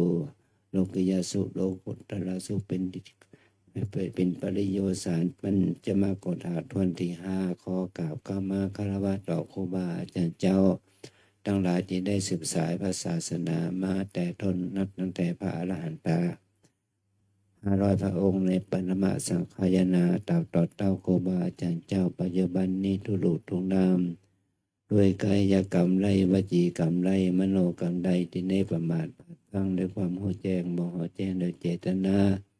บ่ได้เจตนาตั้งต่อหน้าได้รับหลังทั้งกลางวันและกลางคืนด้วยประการฉันใดขอกรรมทั้งหลายเหล่านั้นจงเป็นหน้าที่วิปากโกอโหสิกรรมอย่าได้เป็นนิวรณ์ทำกรรมปิดตนตัวสมณศรัทธาและมูลศรัทธาบุคคลทั้งหลายนับตั้งแต่กาลบัดนี้ยามนี้ไปนานอย่าได้การได้การนั้นจงจะมีสมดังบาทกถาบาลีวากาญะทวาเรวจีทวาเรมโนทวาเรสัญจิตจะอสัญจิตจะอติตโตสังอนาคตโตสังปัจจุบันโตสังสบังโตสังขมันตุโน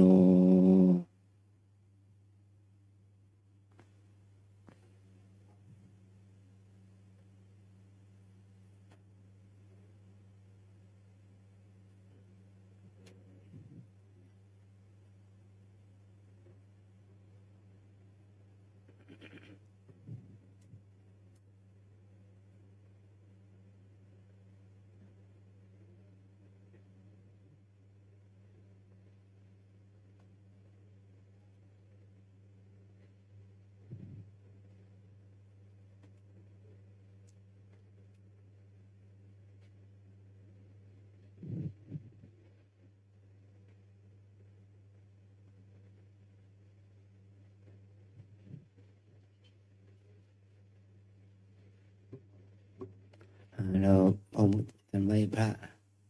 มาสักอะระหังสัมมาสัมพุทโธภะคะวา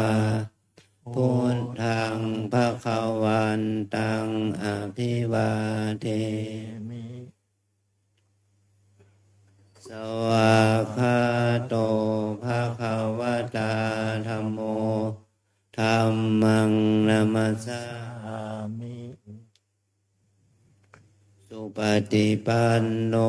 ภะคะวะโตสาวกสังโฆ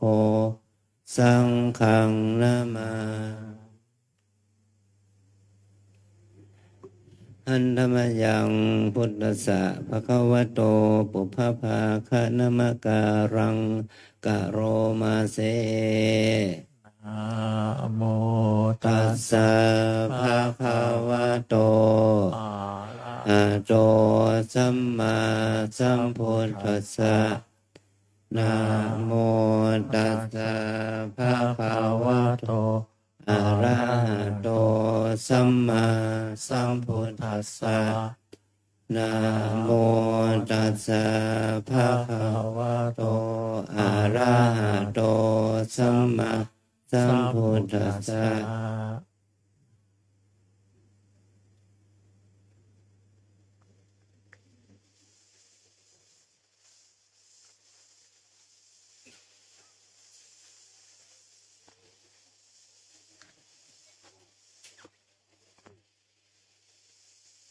ต่อไปนะครับพระสงฆ์ทั้งหลายนะครับ จะได้คารวะสมาคารวะพระอาจารย์นะครับเนื่องในโอกาสปีใหม่เมืองนะครับขอพระสงฆ์ทุกรูปนะครับนิมนต์นั่งคุกเข่า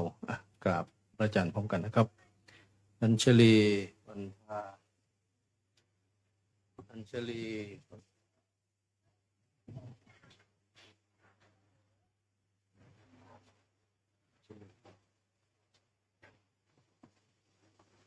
กราบพร้อมกันนะครับอาจาริเยปมาเทนะทวารตเยนะกตังสัพพังอปราทังขมทุโนพันเตอังโวคมามิตุมเหหิปิเมขมิตพังขมามะพันเต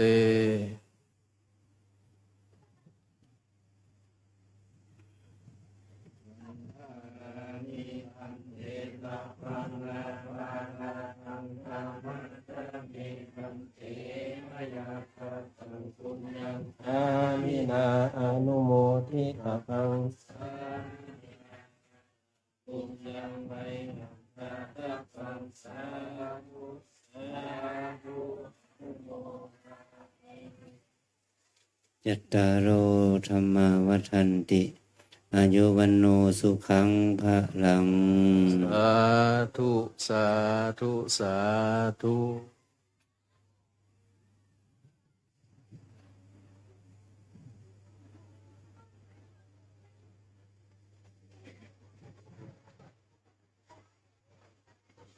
ต่อไปตัวแทนสามเณรครับนิมนต์มาข้างหน้าเนี่ย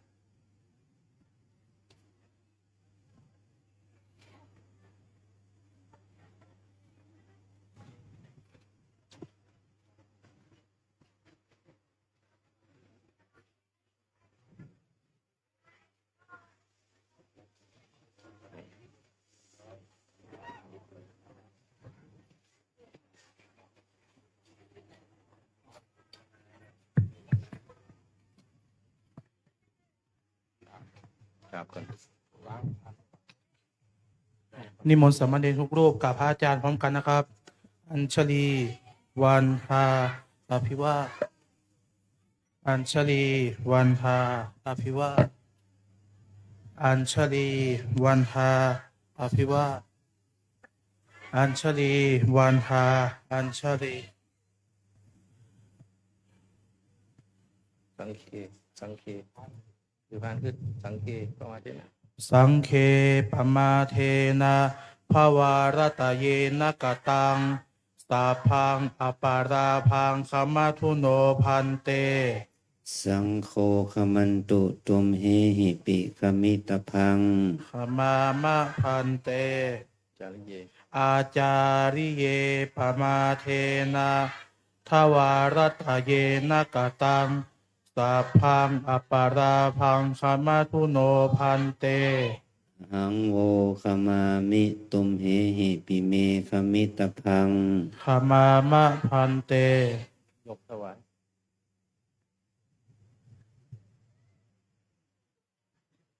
สามคนอัญชลีอัญชลีวันทาอภิวาสอัญชลีวันทาอภิวาสอัญชลีวันทาอภิวาสอัญชลีวันทาอัญชลีวันทามิพันเตสาพังอาปาราภาขามาทาเมพันเต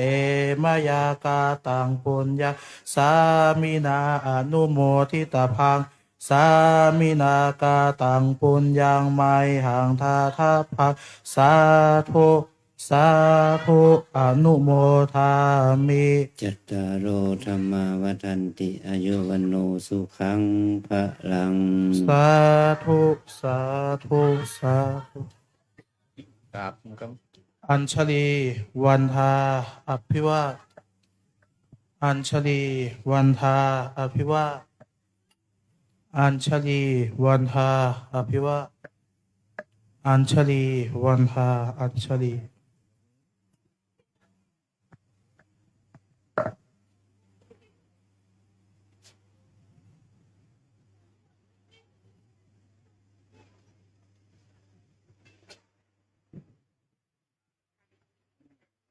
อันนี้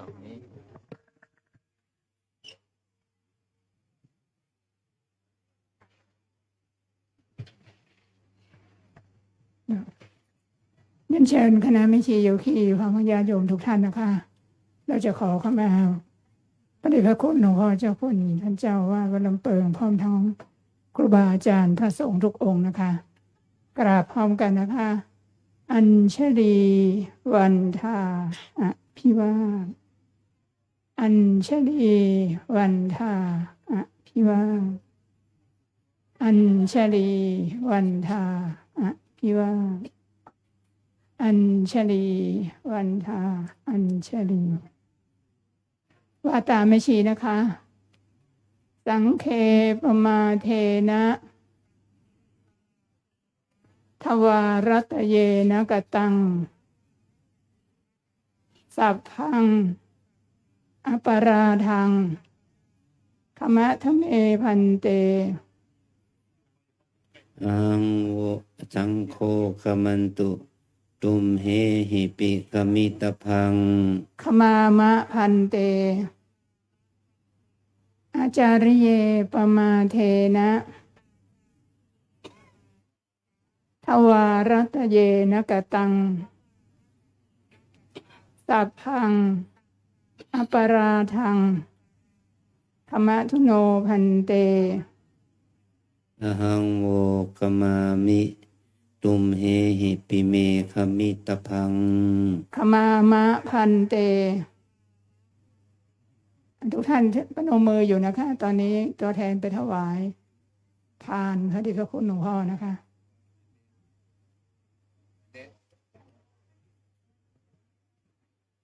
มอบลงนะคะ เดี๋ยวเราวันทาพร้อมกันค่ะ วันทาน้อยนะคะ วันทา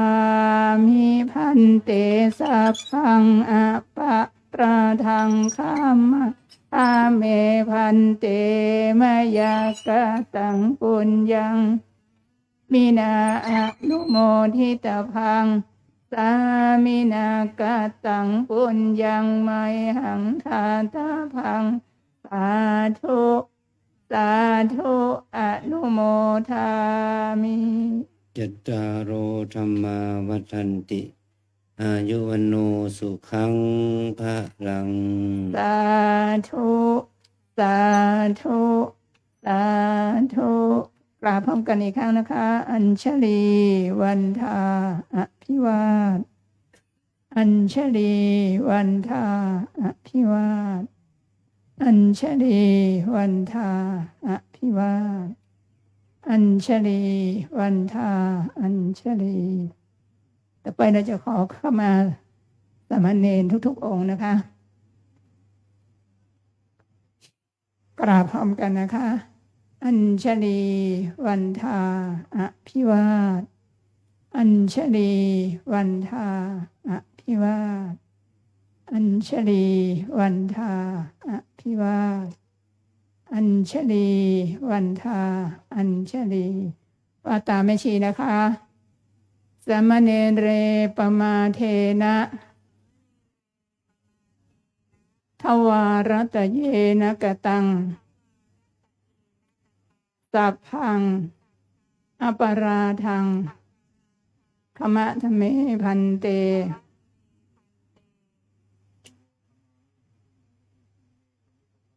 ขมามะพันเต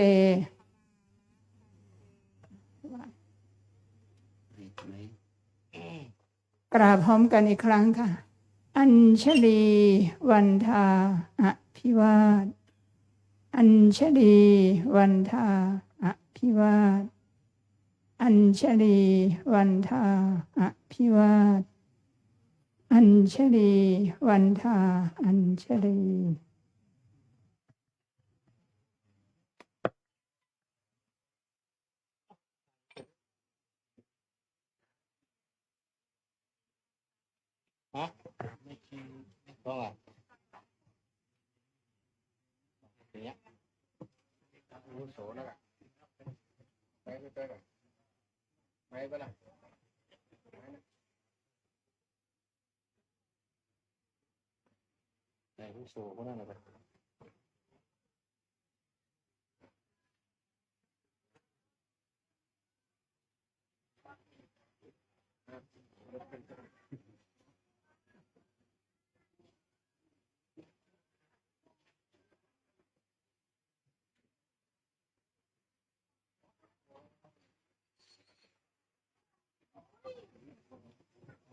คณะ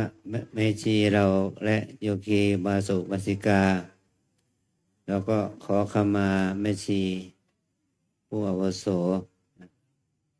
ขอขมาแม่ชีผู้อาวุโสในฐานะเป็นตัวแทนนักบวชหญิงที่อยู่วัดเรานี้นะปัจจุบันนี้วัดเราเนี่ยคณะแม่ชีเป็นปริมาณลดลงนะ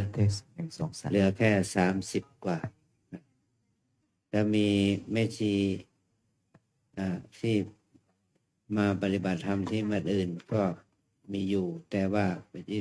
โยคีแม่ชีประจำของเรามีแค่30 กว่านิดๆนะเราก็มีความเราก็ถือว่าท่านก็เป็นนักบวชนะด้วยแล้วก็เราก็ให้นับถือท่านโดยความเป็นนักบวชนะแม้ว่าเราจะเมื่อเราอยู่ด้วยกันก็เหมือนกับเป็นสมาชิกเป็นเพื่อนสาธมิกที่อยู่ในสำนักเดียวกันเราอาจจะมีกายกรรมวจีกรรมมโนกรรมต่อกันและกันพูดจาหรือว่าทำคิดในสิ่งที่ไม่เหมาะไม่ควรก็อาจจะมีบ้างก็ขอให้เราได้น้อมจิตขอขมาลาโทษซึ่งกันและกันนะเรียนเชิญแม่ชีโยคีพร้อมทั้งญาติโยมทุกท่านเราได้ขอเข้ามาคณะแม่ชีอาวุโสพร้อมๆกันนะคะเราจะกราบท่าน1 ครั้งนะคะพร้อมกันค่ะอัญชลีวันทาอภิวาทอัญชลีวันทาอัญชลีอายสมันเตปมาเทนะทวารตเยนะกตังสัพพังอปราทังขมาทุโนพันเตขมามะพันเตกราบ1 ครั้งนะคะอัญชลีวันทาอภิวาทอัญชลีวันทาอัญชลี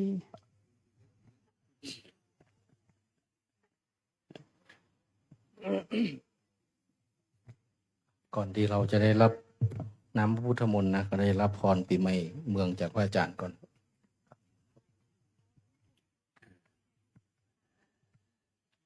กายกรรมังวจีกรรมังมโนกรรมังสันจิจจะอสันจิจจะอดีตโตสังอนาคตโตสังปัจจุบันโตสังสัพพังโตสังขมันตุเมที่กันโตที่เก่าก็ล่วงไปแล้วปีใหม่แก้วปวัญญาวันก็มาหลอดมาถึงตึงสัพนาสัทธามุราสัทธาลูกศิษย์ลูกหาทุกรูปทุกองค์ได้น้อมมาอย่างซึ่งดอกไม้ทูปเทียนมานำลูกน้ำหอมมาขมาคารวะนำหัวในโอกาสปีใหม่เมืองนี้ขอกรรมที่เกิดจากสมิติกรรมอันชอบได้ทำอปัจเจยานะไมกุศลขอขมาลาโทษขอกรรมเหล่านี้จงกลายเป็นนาทิอโหมิสปาโกอโหสิกรรม ขอจะได้มาเป็นนิวรณ์ธรรมกรรมปิดตนตัวลูกศิษย์ลูกหาศรัทธาญาติโยมทุกคู่ทุกคนด้วยความที่เราได้กระทำบำเพ็ญคุณงามความดีบารมีธรรมนี้ด้วยฐานะกุศลศีลกุศลภาวนากุศลขอจงเป็นผลให้เราทั้งหลายได้งอกงามไปบุญในพระศาสนาสัมมาปฏิบัติมีความศรัทธาเลื่อมใสในพระรัตนตรัยมีความกตัญญูกตเวทีต่อคุณครูบาอาจารย์ขอพลังบุญนี้จงเป็นบุญสมปานของเราทั้งหลายได้งอกงามไปบุญในสัมมาปฏิบัติเพื่อความเจริญงอกงามไปบุญในพระศาสนาของขันธ์ทั้งหลายได้ดำเนินชีวิตอยู่อย่างยืนเย็นเป็นสุขมีสติดีกาอายุมั่นยาวนั่นจงจะมีตั้งแต่ดีแม้นว่าเราทั้งหลายได้ดำเนินชีวิตอยู่ในฐานะในความเป็นสมณศรัทธาและบุราศิลาอุบาสกอุบาสิกานี้ของท่านทั้งหลายได้พ้นจากภัยแก่จากเวรพ้นข้อให้น้ำอยู่เย็นเป็นสุขช่วยทั้งเนื้ออย่างได้มาไกลข้อตั้งใจจะได้มาปอกข้อตั้งมาออกจะได้มาไกลข้อปีข้อเดือนข้อวันข้อยามจงระงับดำหายมีความสุขกายสุขจิตมีความสุขความเจริญในพระศาสนาสัมมาปฏิบัติขอแผ่นดินพลังบุญเกื้อกูลของเราในเจริญในพระธรรมคำสั่งสอนของพระสัมมาสัมพุทธเจ้าอย่าได้มีโลคาภัยพยาธิมาเบียดเบียนและมีความสุขความเจริญของลูกเต้าเราหลานญาติมีพี่น้องทั้งได้มีความร่มเย็นเป็นสุขมีความงอกงามไปบุญในพระศาสนาพระพุทธในพระสัมมาสัมพุทธเจ้ายิ่งขึ้นไปนั้นจงจะมี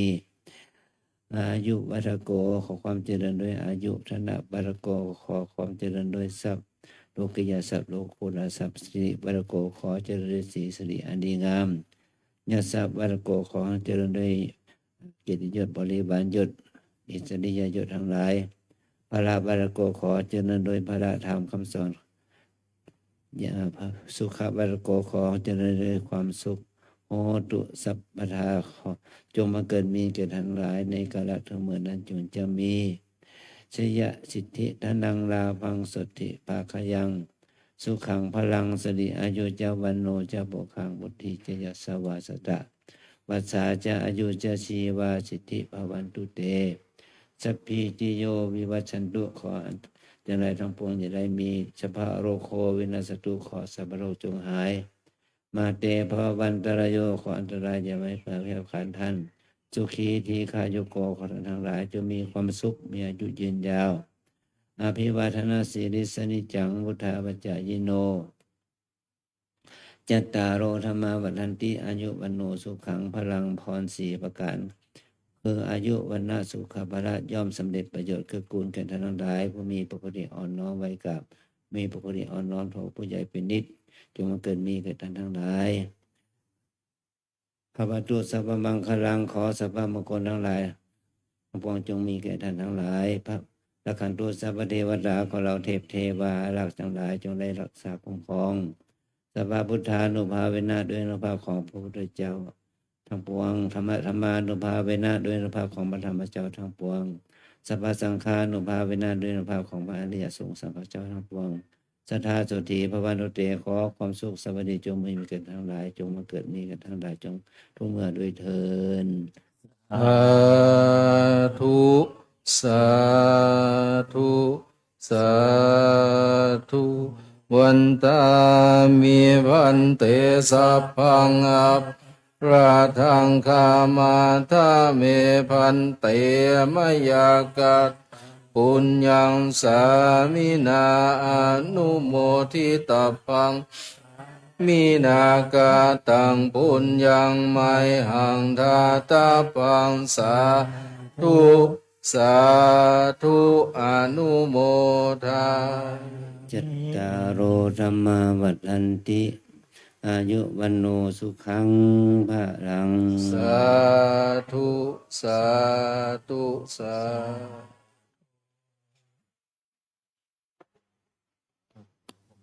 ธุน้ำมนต์นะ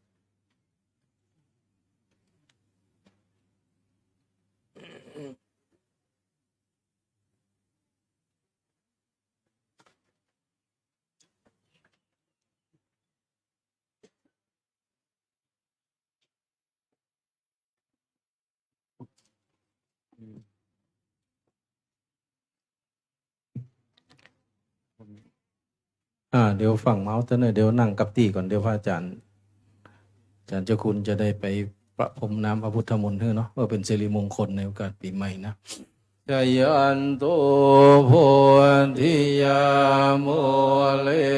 สักกยานังนันทิวันทโนเอวตวังวิชัยโยโหหิชัยยันสุชัยมังกะเรอปรา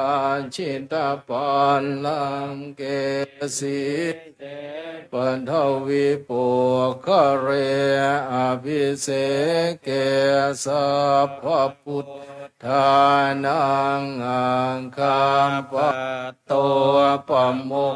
ทันติสุนัขปัตตังสุมังคลังสุปปัตตังสุโหติตังสุขันโนสุโมโหตจะสุยิทังพรหมจาริสุปัฏฐกินังกายกรรมังวาจากรรมังปัฏฐกินังปัฏฐกินังมโนกรรมังปณิทิเตปัฏฐกินาปัฏฐกินานิกตวานาลพันตัดเทปะทาคิเนชยันโตโพธิมัวเลสังกยานังนันทิวัฏฐโนเอวังตวังวิชัยโยโหหิชยันสุชยมังคะเลอปราชิตาปันลังเกติเสปันทวิปุคะเลอภิเสเกสัพพพุทธานังอาคา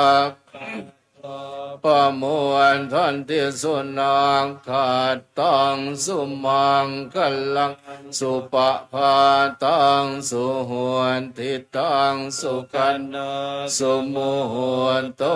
จะสุเยทังพระมจาริสุปัฏฐกินังกายกรรมังจากรรมังปัฏฐกินังปัฏฐกินังมโนกรรมังปณิทิเตปัฏฐกินาปัฏฐกินานิกตวานาลพันตัดปัฏฐ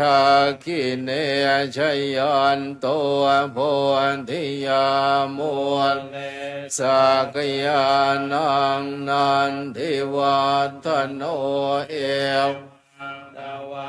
วิชัยโยโหติชยันสุชยมังคะเลอปราชิตาปันลังเกสีเสปันดวิปุคะเรอภิเส